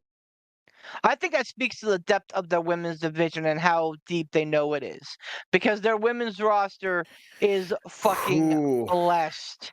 Especially when you start looking up what they're loading up in NXT. Oh yeah. Like, they got talent for years. Yeah, but like Here, Yeah, I don't know. but here's the thing. I googled it real quick. WrestleMania 40 gate it was estimated to be about 38.5 million. 2 days. 40 million. 2 days. And I know that there are like over the top costs, things like lighting and production and payroll and all that other stuff. But if you're so yeah, telling it wasn't me, 40 million profit. right. But if you're telling me over those 2 days that you couldn't cobble $3 million, to pay one of the, if not the top women's star in the sport, I'm shocked. And especially at that number, because that is a low number. I'm sure that so right now, honestly, she's probably enjoying quasi-retirement. Being a mother, being there for Rue, and for Seth when he's there, and like, she's probably enjoying that life right now. But like, I think the other part of it has to be just respect for Seth and not wanting to fuck up what he's got going on, which anymore isn't too much, but like, because I mean, in the back of my mind, if I were in a similar situation where my significant other was in like a high profile job and I was going to like a big competitor, I would definitely think in the back of my mind, if I take this, am I going to be screwing over, my wife? And especially knowing how vindictive pro wrestling companies are, I would be worried. So like, that could be a legit fear. Now, I mean, Seth Rollins is, again, one of the best in the world at the current moment. So, I think he would be able to dig himself pretty much out of any hole. But it remains the same that I think that that's probably a little bit of her concern. I could see that. Yeah, 2 million is fucking staggering, laughably low. Yeah, but there you did bring up a good point. Like and again, I personally, if it were me, I still would have tried to keep her around. But the women's division is, it's very deep. WWE has one of these best women's divisions in totality between the main roster and NXT. It's hard to look at the roster and go like, oh well, yeah, that would be a stinker of a match or anything like that. You know what I mean? Like as much as I don't really enjoy watching Nia Jax matches, the match between her and Liv at Crown Jewel wasn't terrible or anything like that. And honestly, Liv's like on a hot streak right now, and with her heel work and everything like that, it's doing great. Correct me if I'm wrong. Didn't Rhea get re-injured or something like that now? Orbital bone. Yeah, her orbital bone, the old Chris Masters injury. Oh, how'd that happen this time?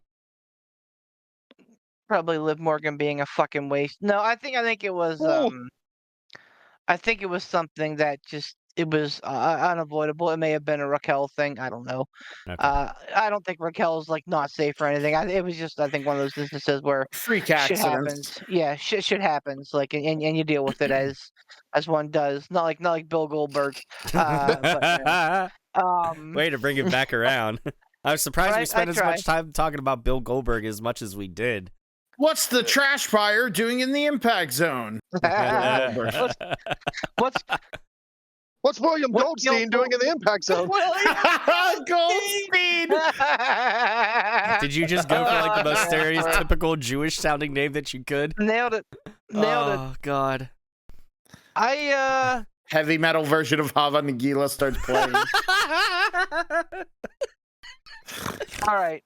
I want that on my wedding playlist now. I gotta message the DJ. The Ludafisk plunge. Heavy metal Hava Nagila. All right, I have something that I'm going to say that's going to be sad and serious, and I'm sorry that I have to say it. Herpes. But Boy, I can't wait to make it awkward. Well, whatever is happening with Adam Cole and AEW is not working. What? Yeah, man. Like what?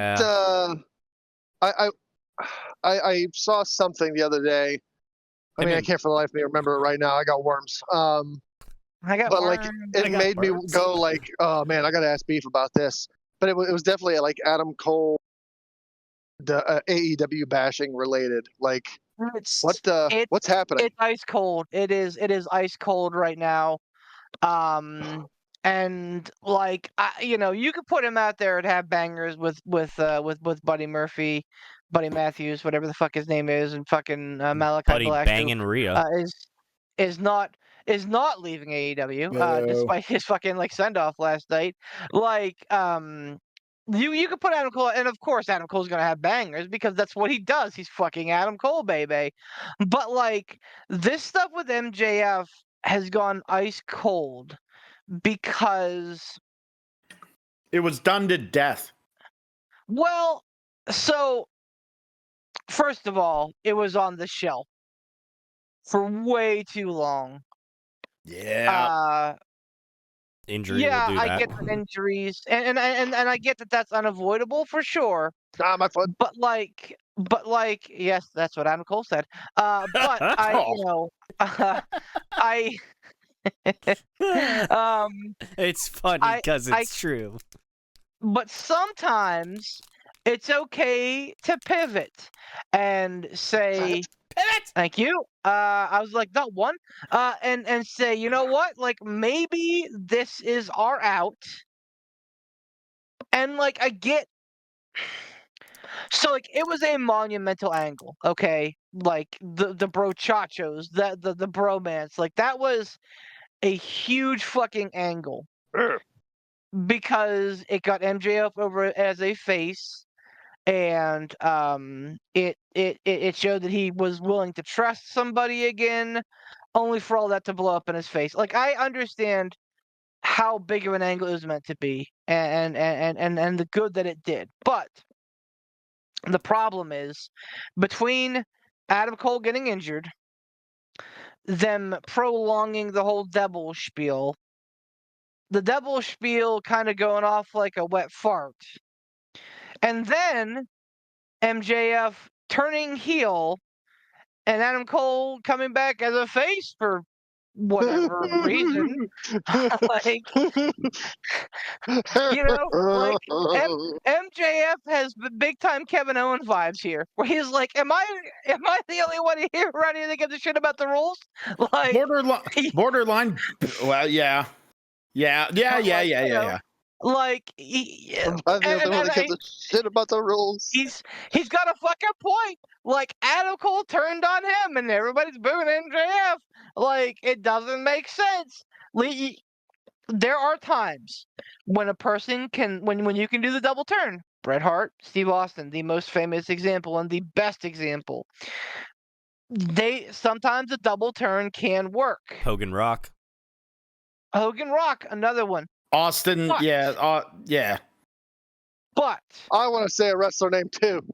this was not one of those things. Dead. This was not one of those times well, I'm waiting, Ransom. where, like,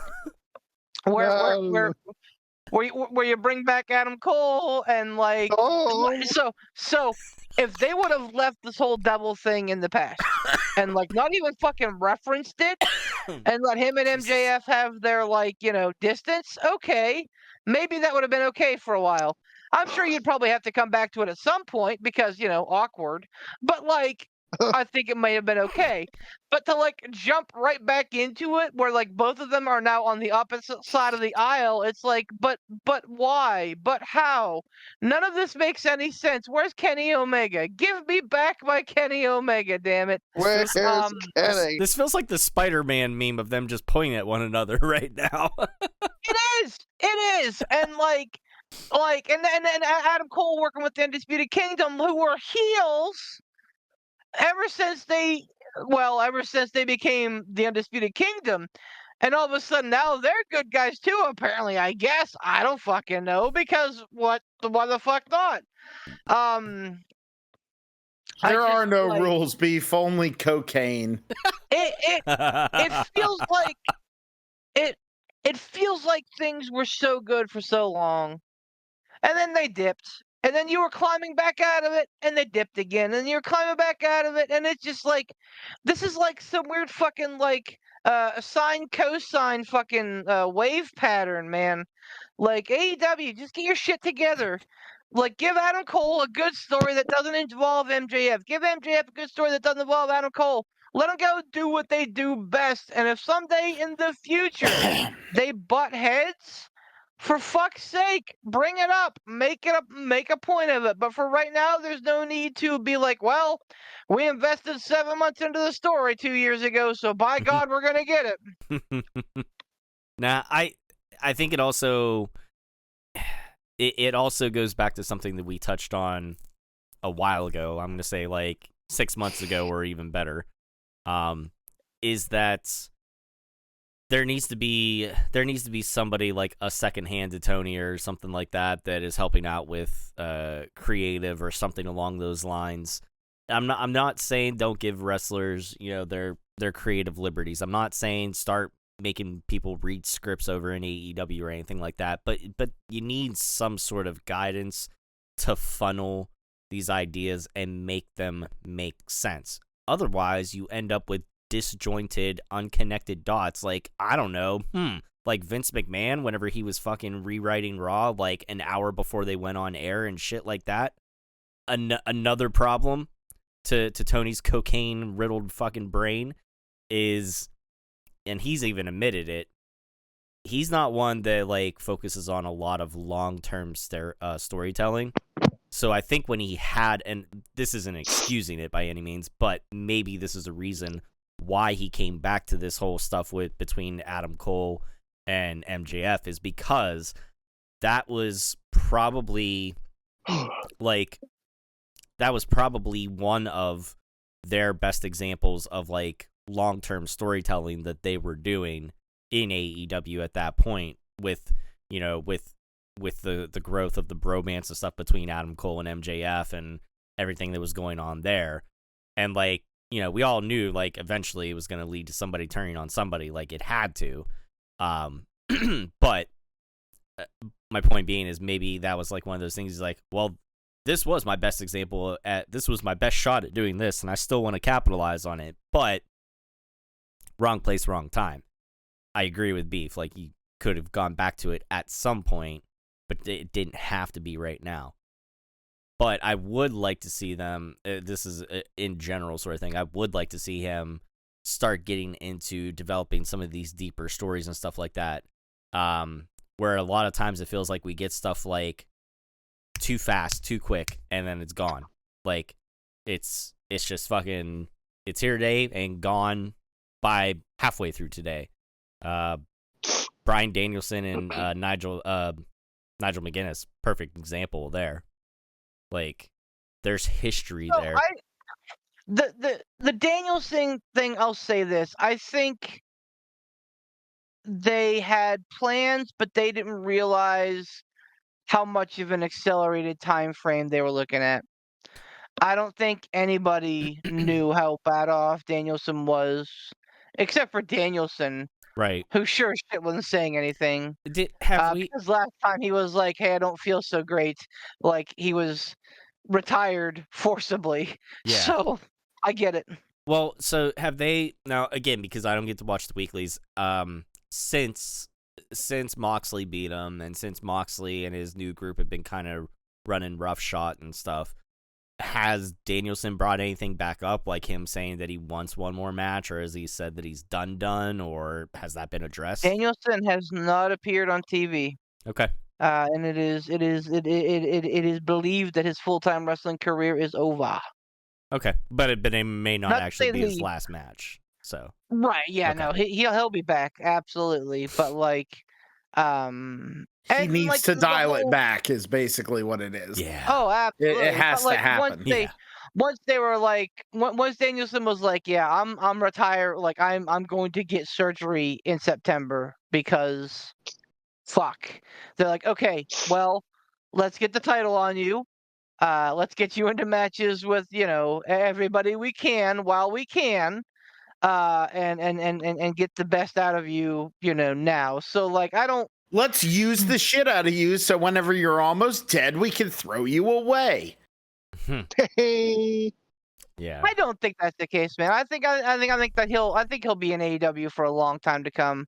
Hopefully as a producer and things like that. But imparting his wisdom to the youth of the company. But like I get it. I don't hold that against them, and that's why I'm kind of giving them a pass the last 6-7 months of the world title picture, because again, like it kind of came out of nowhere. But I think that they have to, this Moxley group thing has to like shake out pretty quick. We can't just be like, the Death Riders as they've been named now, which is whatever. They should have just stayed with Black Hole Combat Club, honestly. Oh, Blackpool. And here's the thing, like Ransom's like, "Hey man, use your creativity." Well, yeah, but when they use their creativity, they come up with things like the Death Riders. So maybe the Hurt Syndicate is fine. But like, something needs to shake out here. Like, we need to figure out why this is happening. They need to give us more than just like little fucking cryptic shit, because it's drying up real quick, and people are starting to not care. And I feel very similarly to how I felt whenever Bray Wyatt came back. Like, knowing now what we know about how he was doing, I get it. But also, like, if you're not ready, don't come back. Like, you can't just expect this thing to go unpowered for 6-7 months on just like these weird like little fucking Moxley promos. Like they're cool, okay, but like let's get some fucking substance in there. Let's find out why and how, and let's fucking get there. Hey, I want to find out how and why and get there to a Stump the Chumps. Do we have one? Yeah, we have a couple. We have one for Pat. Ooh. When I'm always up Ransom's back to life now. Oh, I'm always up for ruining Pat Shannon's day. So Do you want me to help you ruin it even more for the moment? Go on. You want me to give out the standings that you put in our chat while you're preparing the Stump the Chumps? I'd You prefer know what? not. I would love, Tom, if you would drop those standings that I put in the chat. As much as I don't like to stroke Beef's ego, here's the current standings for the. Because it has been a while since I have been acknowledged. Go on, Tom. I mean, No, he's not gonna wanna do it. all you gotta do is call Ransom. He'll acknowledge you day and night. It's fine. One's Anyways, up. There you go. Well, it has been a One's while up. since we've been recording. So, in case you are still keeping track of the standings, I hope that you are if you're in the Chooserweight Open. Currently, the standings: Beef is leading the top of the pack with 86 points. One's up. Pat is right behind him. Hal Shannon there at 85 points, and Amber falling behind him at 80. I am Middle fingers up. Yeah. Now you can keep your middle fingers up if you want to. I don't care. I'll throw them right back up at you. Man, it was for the Shannons, Tom. Don't be so touching. Oh no. I was saying for those that want to keep them up for me, or or semi acknowledge. No, they put them down. They show respect to the P3 and they put them down. Put up a shocker. I don't care. bastards. Whatever you want to do. Yeah. I'm sitting there with 74 points. Shocker. Yeah, 74 points. Dave's right behind me at 70. Ransom at 58. Poot Not good. Poot at 56, and Scoob at the bottom of the pack at 46. So that is your current Chooserweight title standings. And like we were saying before we got on the recording, we still do have quite a few events to go here in quarter 4. We've 3. got 4. Are we in Pick 4? a thing. We're in 4. 4, sir. That's what I October, said. November, December. I'm saying I was saying 4 events. Okay. Full We Gear, got to. Survivor Series, Deadline, and World's End. There you go. So Dead blood. still a lot of points out there, especially with AEW, because that's gonna be like 14 matches per show, so it's all good. 14. 84 And matches. Fucking And so- Ransom. I am so happy that World's End is on December 28th, so that I can be the beef that stole Christmas from the fucking Shannon household as I slither up the fucking Pee hole. fireplace with all of their fucking Oh, gifts. that's different. So, Don't be gross, Tom.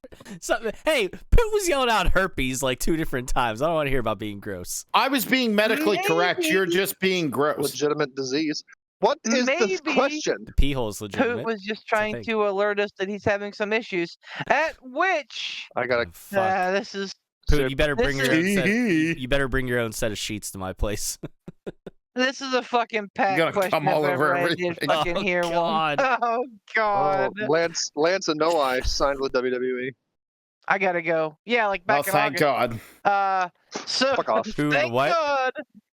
Bloodline forever. Rick and Bloodline, 100 years. 100 years, Roman bloodline.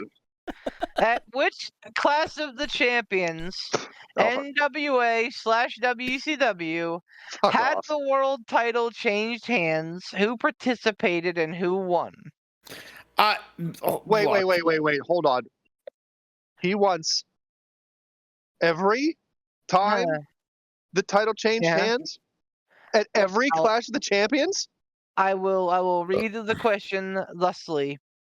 At which Clash of the Champions, and he did specify NWA, WCW, had Come on. the world title changed hands.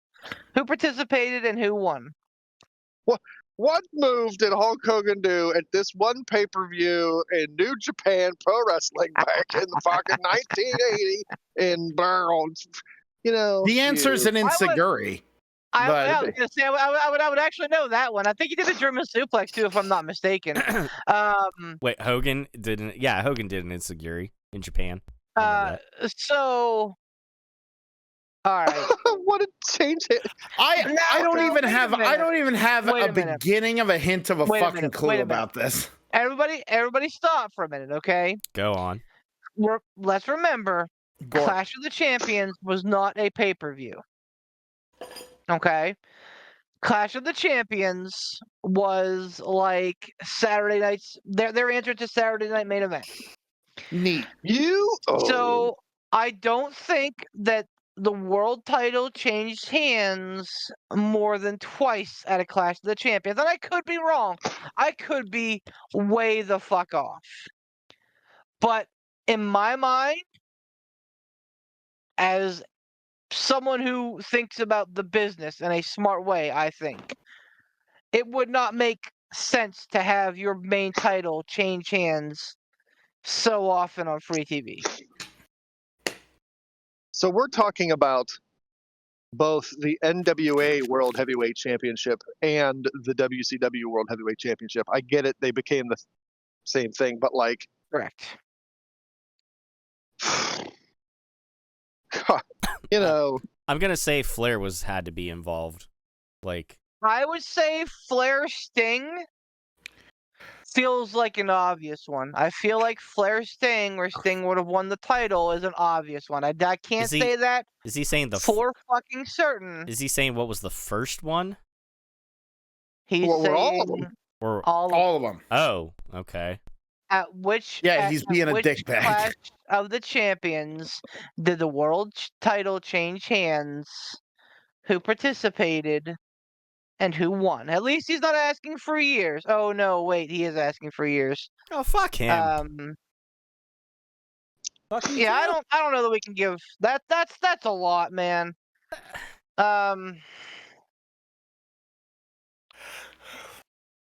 I don't know. Like I don't want to be a fucking hard ass about things. It's not being a hard ass. This is a champions.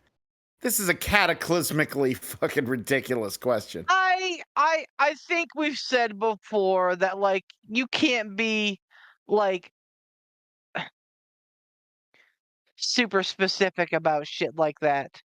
I don't know. I don't know. I don't want to sound like a fucking loser and say, well, because this is such a fucking like open-ended yet like oddly specific question. It's because there's a lot to it. I don't know. Sorry, read don't read it to me one more time. Like, make it Yes, sink. this is how it reads verbatim. Okay. At which Clash of the Champions, parenthesis NWA/WCW, and parenthesis, had the world title change hands? Who participated and who won? See that? Also, didn't the Clash of the Champions have numbers too? Yeah, there Yeah, were they numbers did. to them. Yeah, they Like did. it wasn't just Clash of the Champions like 86. It was like Clash of the Champions 3, 4, 7, Correct. 5. Yeah. Correct, because like, believe it or not, one of them was like Junkyard Dog versus fucking Flair. So, And that's what I'm saying. I think that these are But- B-level events. Well- but I it's not even so much. It's not even so much that. It's the way the question is worded. It makes it sound like there's only one choice, or it makes it sound like there could be more than one choice. So, if he would have said, it if he would have said does how, seem plural. if he said how many, I'm willing for him to resubmit that question. If he wants us to take another crack at it, if he wants to be more specific, if he says like what is the only or how many Clash of the Champions did the title change hands, like Like, because we've done that before. Like, how many Sure. whatever. I don't know. It seems like it's worded weirdly, in my opinion. I think my issue with the question is that, like, he's looking for like 18 different things. So, like, yeah, like if you ask for 18 different answers and we miss one of them, like, oh, you win, even though we went 17 out of 18. You stumped the chance because it's a pass fail thing. It's not like we're not grading on a curve here. And again, I don't want to sound like I'm trying to avoid the question. I think it's a fine question. I just think that there are too many moving parts to it. I think if he would have said, Luckily, we have more questions available. well, so, like, for example, I think if he would have said, at Clash of the Champions 7, the world title changed hands, who was in that match and who won? Or, at which Clash of the Champions did Sting beat Ric Flair for the world title? Or, who won the world title for the first time at Clash of the Champions 5? I think that any of those would have been, I think, a more fair question. But, like, I think for us to have the number of the Clash, the participants, and the winner, I don't know. How many You know what? skin cells this did Hulk Hogan seems- lose in WrestleMania 4? This seems fucky enough that, like, if we throw this question out, I'm going to give an answer anyway just for yucks. But, like, knowing Pat and knowing how much Pat knows us and how we operate these questions, to say changed hands, is that what it was? I know you read it like 14 times. You have to read it again, but, like, is that what it was? Like, Yes. not like who Which won a Clash of match. the Champions had the world title changed hands? Who participated and who won? He wanted to know. So he wants knowing to Pat, know. knowing Pat how he knows us and the way this question is worded, and knowing that, like, there's no chance in hell we would get, like, every single one of these hand change titles. Like, I'm willing to bet that the answer is 0. I bet that there were many championship matches, but like Beef said, since it was free TV, I bet there were winners and losers, but I bet any time a champion lost, it was like count out, DQ, match draw, whatever. So the champion still lost, but the title never changed hands. That's what I would hedge my bet on if we decide to answer this question. If we don't, that's still And my yuck answer. That was going through my mind as well, but I for whatever reason, I want to say that Sting, like, kicked off his big push by beating Flair at a Clash of the Champions. And again, No. I can't say that, like, but I bet he beat him. But I bet he beat him through like a DQ and or that something. ended up in a match on pay-per-view. And that, goes back to my prior point, like, why why give away the milk if you can get the free, cow yeah. for free, Yep. So, you know what? Like, I'm actually weirdly okay with that. I'm weirdly okay with taking that aspect that this is a trick. I bet this is and like a that gotcha he's- question. Yeah. A ruse. So I'm actually fine with taking the question and saying 0. And if we lose, we lose, whatever. I'm good with that. So you guys, Poot and Ransom, know WCW lore far better than I. So, like, you're my WCW guys on, like, you're my WCW lifelines on Who Wants to Be a Millionaire. I would come to you with WCW questions. I'm not answering this with any sort of lore knowledge other than like you said, free TV. It wouldn't shock me if it never changed hands. I don't know Clash of Champions because I don't go back and watch like weeklies. I go back and watch like actual pay-per-views. Right, but you would think that they would reference that like on like big money feuds. And I think Well, they might have. I just don't really, I guess, recall. I think that oh boy. I think they were gone by the time the Attitude Era hit. So like once Nitro kind of came around, it kind of took the place of Clash of the Champions. So Yeah, probably. Like, because I think Nitro and Thunder were the new weeklies, and right. you know. Yeah. Okay. I Yeah, mean, if everybody's good with 0, then we can say 0. I'm good with 0. Yeah, I'm good with I feel 0. like the more I'm thinking back on them, like, because I feel like the Sting Flair thing that you're thinking of is Starrcade and not Clash of the Champions, but maybe I'm wrong. Yeah, that's probably right. But I feel Yeah, like that's probably right. I feel like when you said it, that a lot of them were probably like, for dusty finishes and stuff like it's like, oh, so and so defeated the champion by disqualification, so the title never actually changed hands. Dusty old finish. Which now that one that I threw out there, I don't remember it specifically. Green Dust? Yeah, that. I don't remember this match specifically, but I do remember it. I remember hearing it being a thing because I was kind of like, really? When I brought up like Junkyard Dog and Flair, I was like, yeah, that was actually a thing. I don't vividly remember the match or anything like that, but I have a hard time believing that Junkyard Dog would have beat Flair for the title, and if he won, he probably won by disqualification, so they kept the title on Flair. You know what I mean? Like, things like that. Yeah. And again, like looking at the analog, Saturday night's main event, like the as far as I remember, the WWF title never changed hands on Saturday night's main event. So, like, I absolutely think that this is probably a Gonzo 0. Because like Ransom said, that was kind of nagging in the back of my skull too. Like, is there one?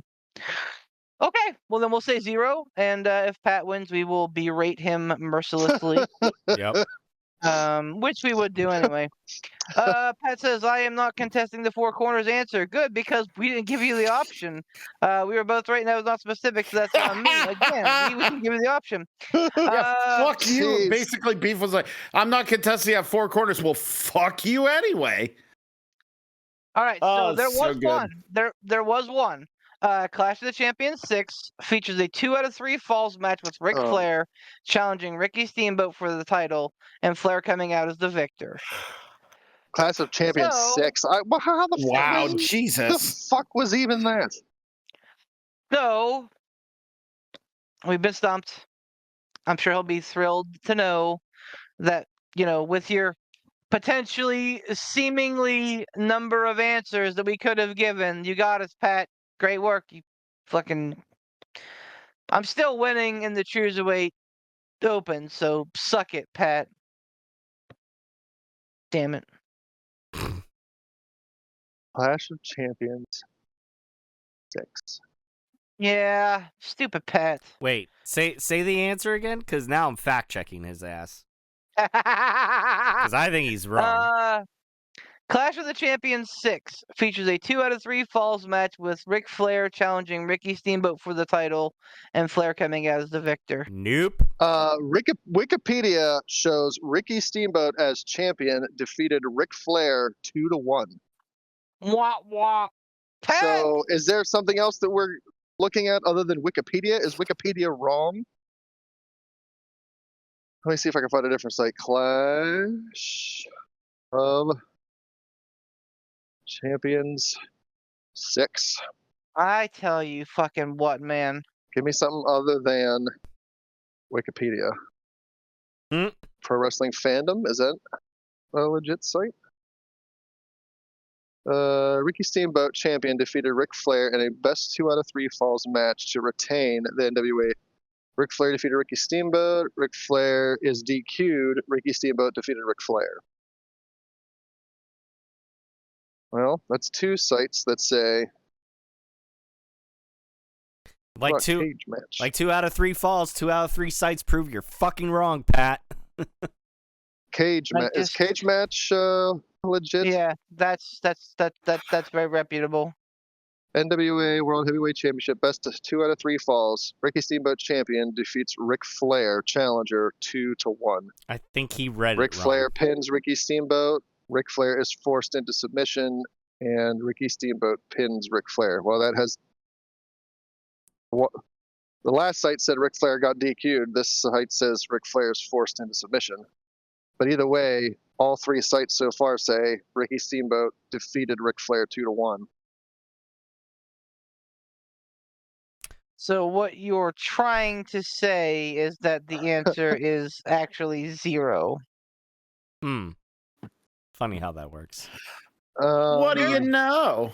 There are 35 Clash of the Champions. Jesus. And I was Fuck, wrong, okay. by the way. They continued into like the Nitro era.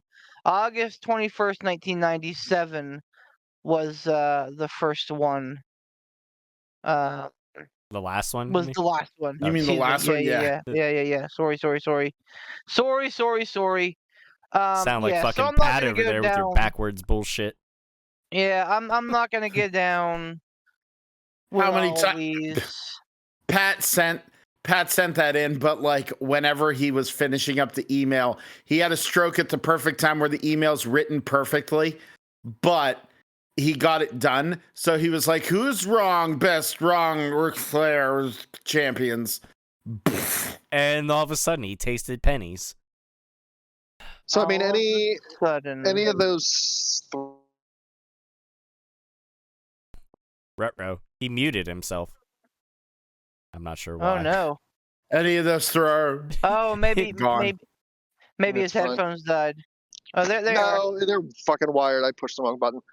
Any of the 3-4 sites that I looked at showed Steamboat as champion defeating Flair 2-1. So Pat, if you can point us to the site that you found this on that shows Ric Flair defeating Ricky Steamboat, I'll go take a piss on Then- that site. I say we call it a draw because I mean, he found a site that reported Flair defeating Steamboat and becoming champion.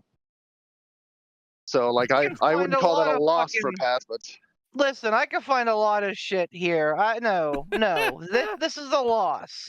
Wikipedia is no. This is a loss. This is the you lose, Pat.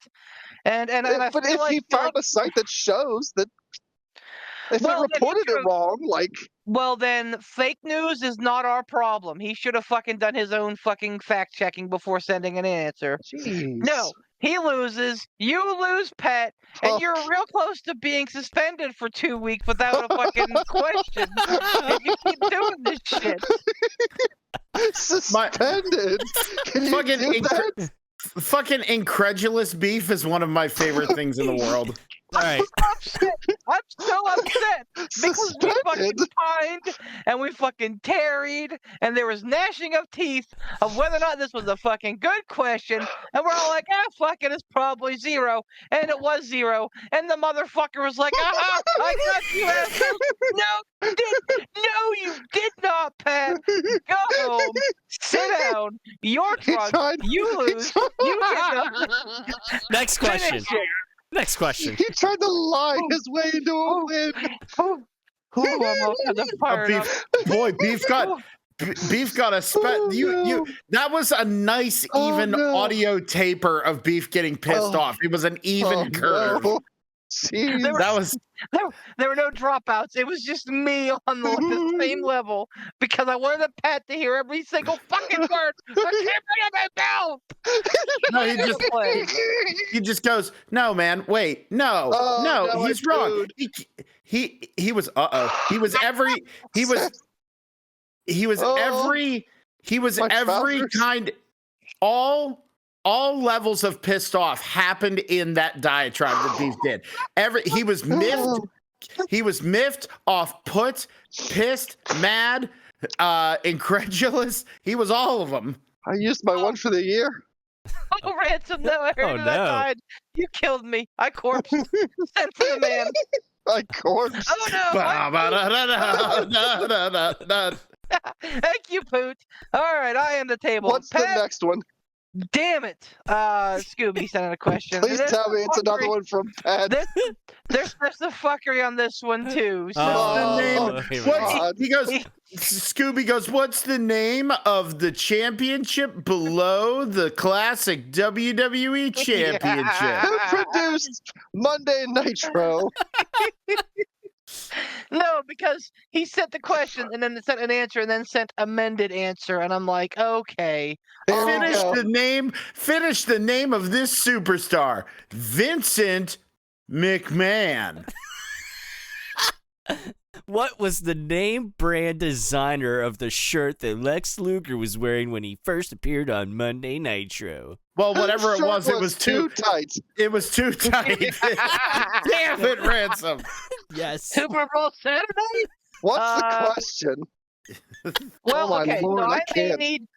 I may need to recuse myself here because in his amended answer, he said so and so counts. So like I don't know, but in You a fucking Scooby way, guy. in a Scooby way, like I don't know if this is legit or not. So I'm gonna read the question, and if the answer that may be spoiled for me makes sense, I'm gonna have to recuse myself, That's fine. and it may be all on you. Ah.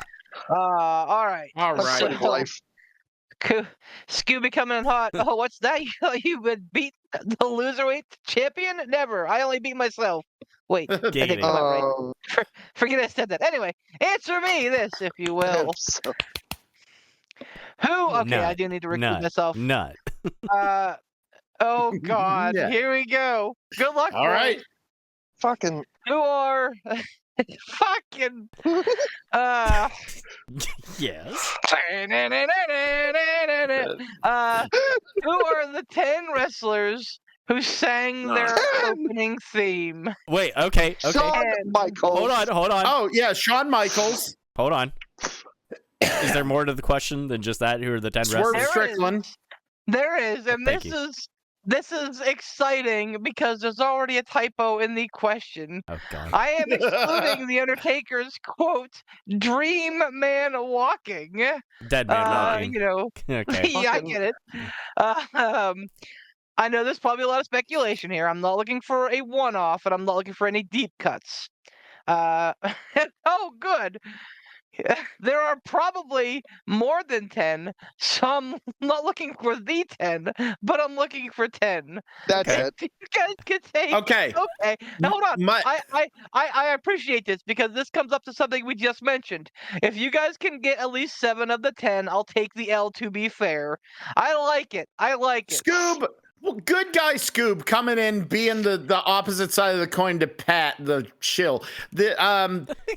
Joe Hendry, Jeez. Shawn Michaels, Hold on, Swerve Poot. Strickland. You're going too fast.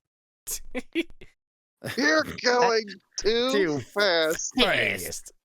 You said Now- Strickland. Okay. Go ahead. Are we talking Yeah. like sang their themes? Like, does The Rock saying, "Do you smell what The Rock is cooking"? I don't think that counts. Ah, fuck. Like he's like It's he had spoken word. themes. Rock says. He had themes that like Rock repeated says- his phrases He Right. just throughout the whole absolutely. theme. hold on. He just said that that like Undertaker saying "dead man walking" doesn't count. So I don't All right. think the Rocks would count. But I'm back in because the one that we're fine. I'm here for you guys. I think the Rocks counts.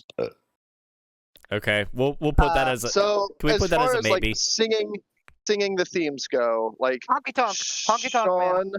Sean, Sean for 1, Honky Tonk, 2, Yeah, Swerve Strickland, 3. Swerve, Cena, Oh, Joe Hendry. Joe Hendry. That's 5. That's yeah. R 6 with Truth, Rock. Our Truth, absolutely. yeah. Oh, R-Truth. Yeah, that's a good call. Jericho.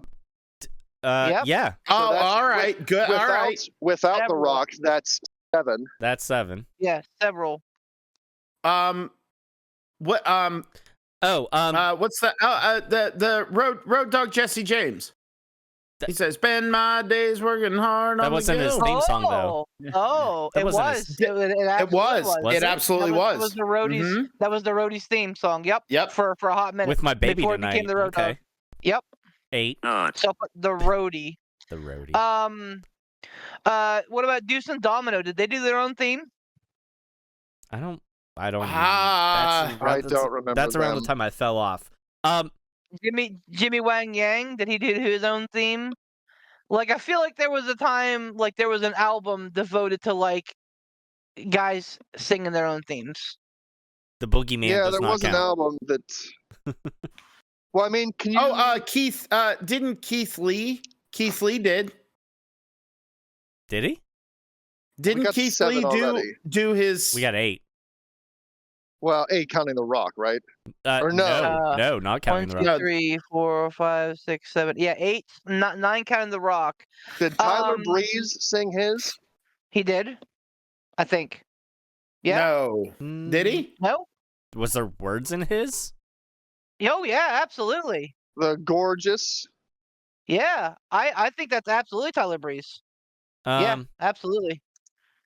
Oh, Um, hang on. Here's one that that may gross. not that may or may not be right.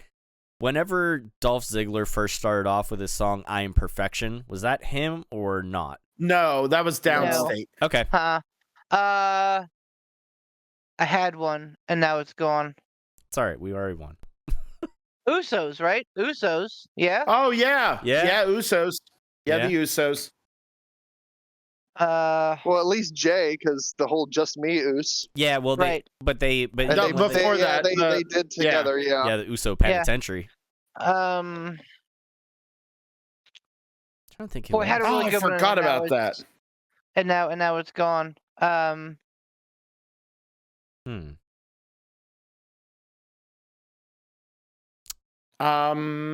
feel like we should count like Jericho like 3 times because he's done 3 of his own songs. Well, Cena would Um, count twice because he sung 2 songs. True. Yeah. Yep. Hell. My headcanon is that Big Show sang his own theme.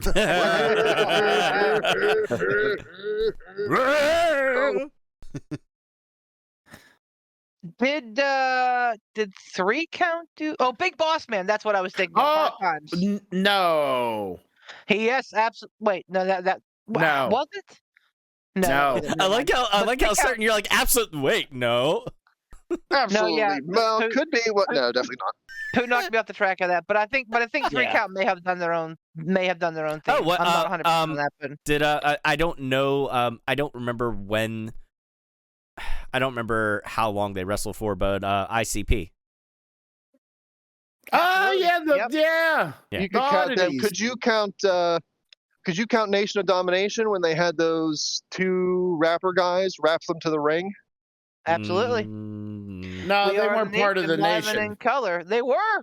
The words were, "We are the nation, live and in color." Yeah, but they weren't members of the Nation of Domination. That the Farouk didn't sing that. Right, but And they sang the words "We are the nation," and implying that they were in No. fact. So did we part of all the back nation. then, but I wasn't part of the Nation of Domination. I was. Well- If Crush could be in, I could. You know, Oh no. that tracks. God damn it.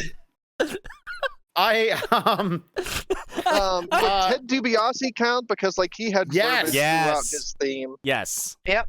I mean, he didn't sing anything, but like But he spoke. his is good. I count Ted.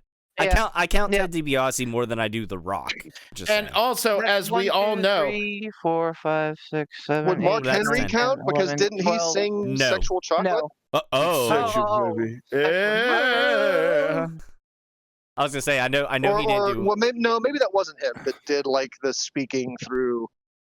Yeah, I Like when I he can't when it go- first started and it went, "It's Oh, sexual, baby." Like, is that Mark Henry actually saying that? I Enzo, can't- hey, Enzo don't know. Amore. yeah, Enzo yeah, Amore. that's a good one. Yep, Enzo. Also, Enzo, he okay, also famously sang Blue Pants' theme.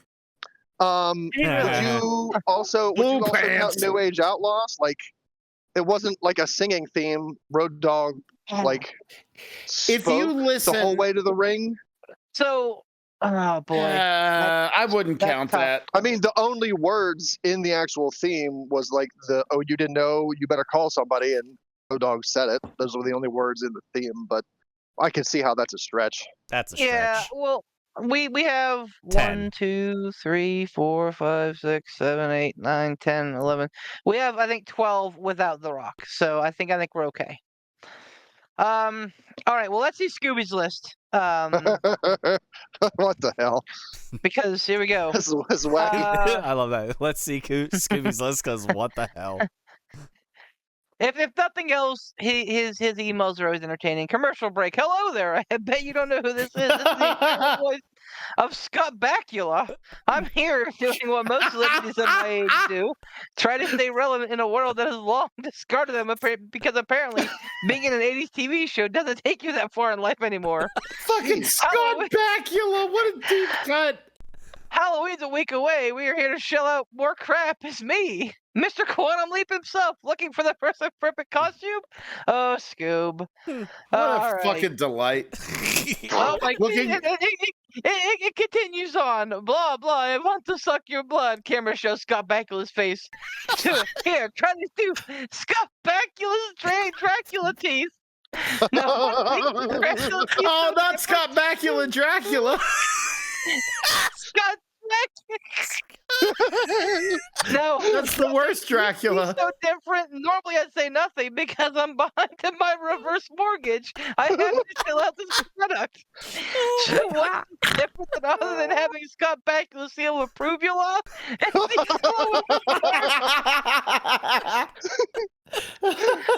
Scott Bakula's seal of Approvula. Person walks over and whispers in their ear and walks off. Okay, so these teeth, in fact, do not glow in the dark. So, I'm not exactly sure what's different, but you should go ahead and buy them anyways because I'm Scott Bakula. And if you can't trust me, Mr. Quantum Leap himself, and who the hell can you trust? Certainly not that bastard. I need you to stop. I need you to stop. Certainly Yeah, not that's what? gold. That bastard with the mustache. Oh, Tom Selleck? Anyway, by Scott Over Bakula's Dracula teeth. And buy Scott Bakula's Dracula teeth and have a spooky, scary Halloween and get your old friend out of debt before you have to leap away and risk being able to never return home again. Oh, fuck. Holy fuck. Oh, my Beef, God. I need you, Beef. I need you to fucking send me the fucking Put email. that Forward in. that to me. Yeah, copy and post that on the Absolutely. Facebook page, please. Please. Don't please. Absolutely. put it on the Facebook page. That needs to be posted. Never, And I never say we let delete that. Scooby on. I say we let Scooby on an episode just for that tirade because Oh my man, that was God. magical. Scott Back, This is just great. for nothing else. For nothing else other than Scott Bakula Dracula. I love it. I love it. Oh, Oh, fuck. Mr. Quantum Leap himself. The line that broke me was absolutely Scott Bakula's seal of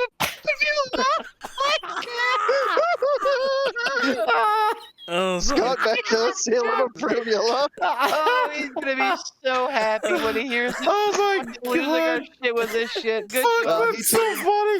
He took years off my life with that. That was so funny that I got my You ab are- workout Oh. for today. Uh-huh. I'm laughing You so are hard. the Scoob. Thank you for making Scooby. Thank you for making sure that I fit into my my wedding suit just fine. Oh, Oh, fuck. Jesus Christ. Oh my Scott God. Bakula, seal Scott of Bakula seal of Approvula. oh, Jesus. Stop. Let's give him Let's- fucking 20 let's points to beat choose wide Scoobin'. open. Yeah. Let's give him fucking 20 points to choose wide open for that shit because that was Oh. fucking gold. Scott Oh my Bakula, seal of Approvula. Please, I'm gonna need you to take a minute. 'Cause I gotta get through this. Oh my 'Cause God. we're right there. All right, so he has basically the same names that we do, with the exception he does have The Rock, but also has the addition of Mickey James and Jillian Hall. Hardcore country, yeah. Oh, Jillian Yeah, Hall. Yeah. Forgot about that. Yeah. You know, I think we and his amended answer was Joe Hendry, but because you got that immediately, I was like, okay, we're good. Scott Bakula, So, seal of Approvula. So, Scooby, you may. Damn No, it. you know what? You know what? There are no losers tonight. We're all winners, including you, buddy. Thanks, buddy. Oh god, that's Ah, that's Wow, Fuck. that was just a magical time. God. Holy fuck. fantastic. Whatever. You trust me? Who else can you trust? If you can't trust Mr. Quantum Leap, who can you trust? Help get me out of debt so I don't have to make that leap and risk never being able to return home again. Boy, it got dark there. oh god. Fuck, dude. Oh my god. Holy shit. That was Oh, magical. that was top tier fucking comedy, Scoob. That's magical. Absolutely. That was Absolutely. Jeepers. well. Jeepers creepers, We, man. we don't need to do a podcast anymore. We could just have Scooby write in a rant, and we'll just read it. Oh my god. We don't have to talk about wrestling. We could just read those. And Scoob, don't that feel got my this seal of off yourself. Approvula. That was immaculate, my friend. I'm All never right, gonna be able to look at a seal approval ever again now. Right? Scott Like- Bakula, seal of Approvula. Yep. Yep. Nope. Seal I of guarantee you, Approvula. Scoob was writing that thing and cackling to himself the whole time. Oh, that's fun. Oh, I would have Good been. I would have been Lord. constantly wetting my pants. Oh yeah. Oh, okay. All right, Poot, take us home. It's that time. I can't fucking top that. Sponsors, stuff. Go buy a t-shirt. Scoob, you win. Shut it off. Shut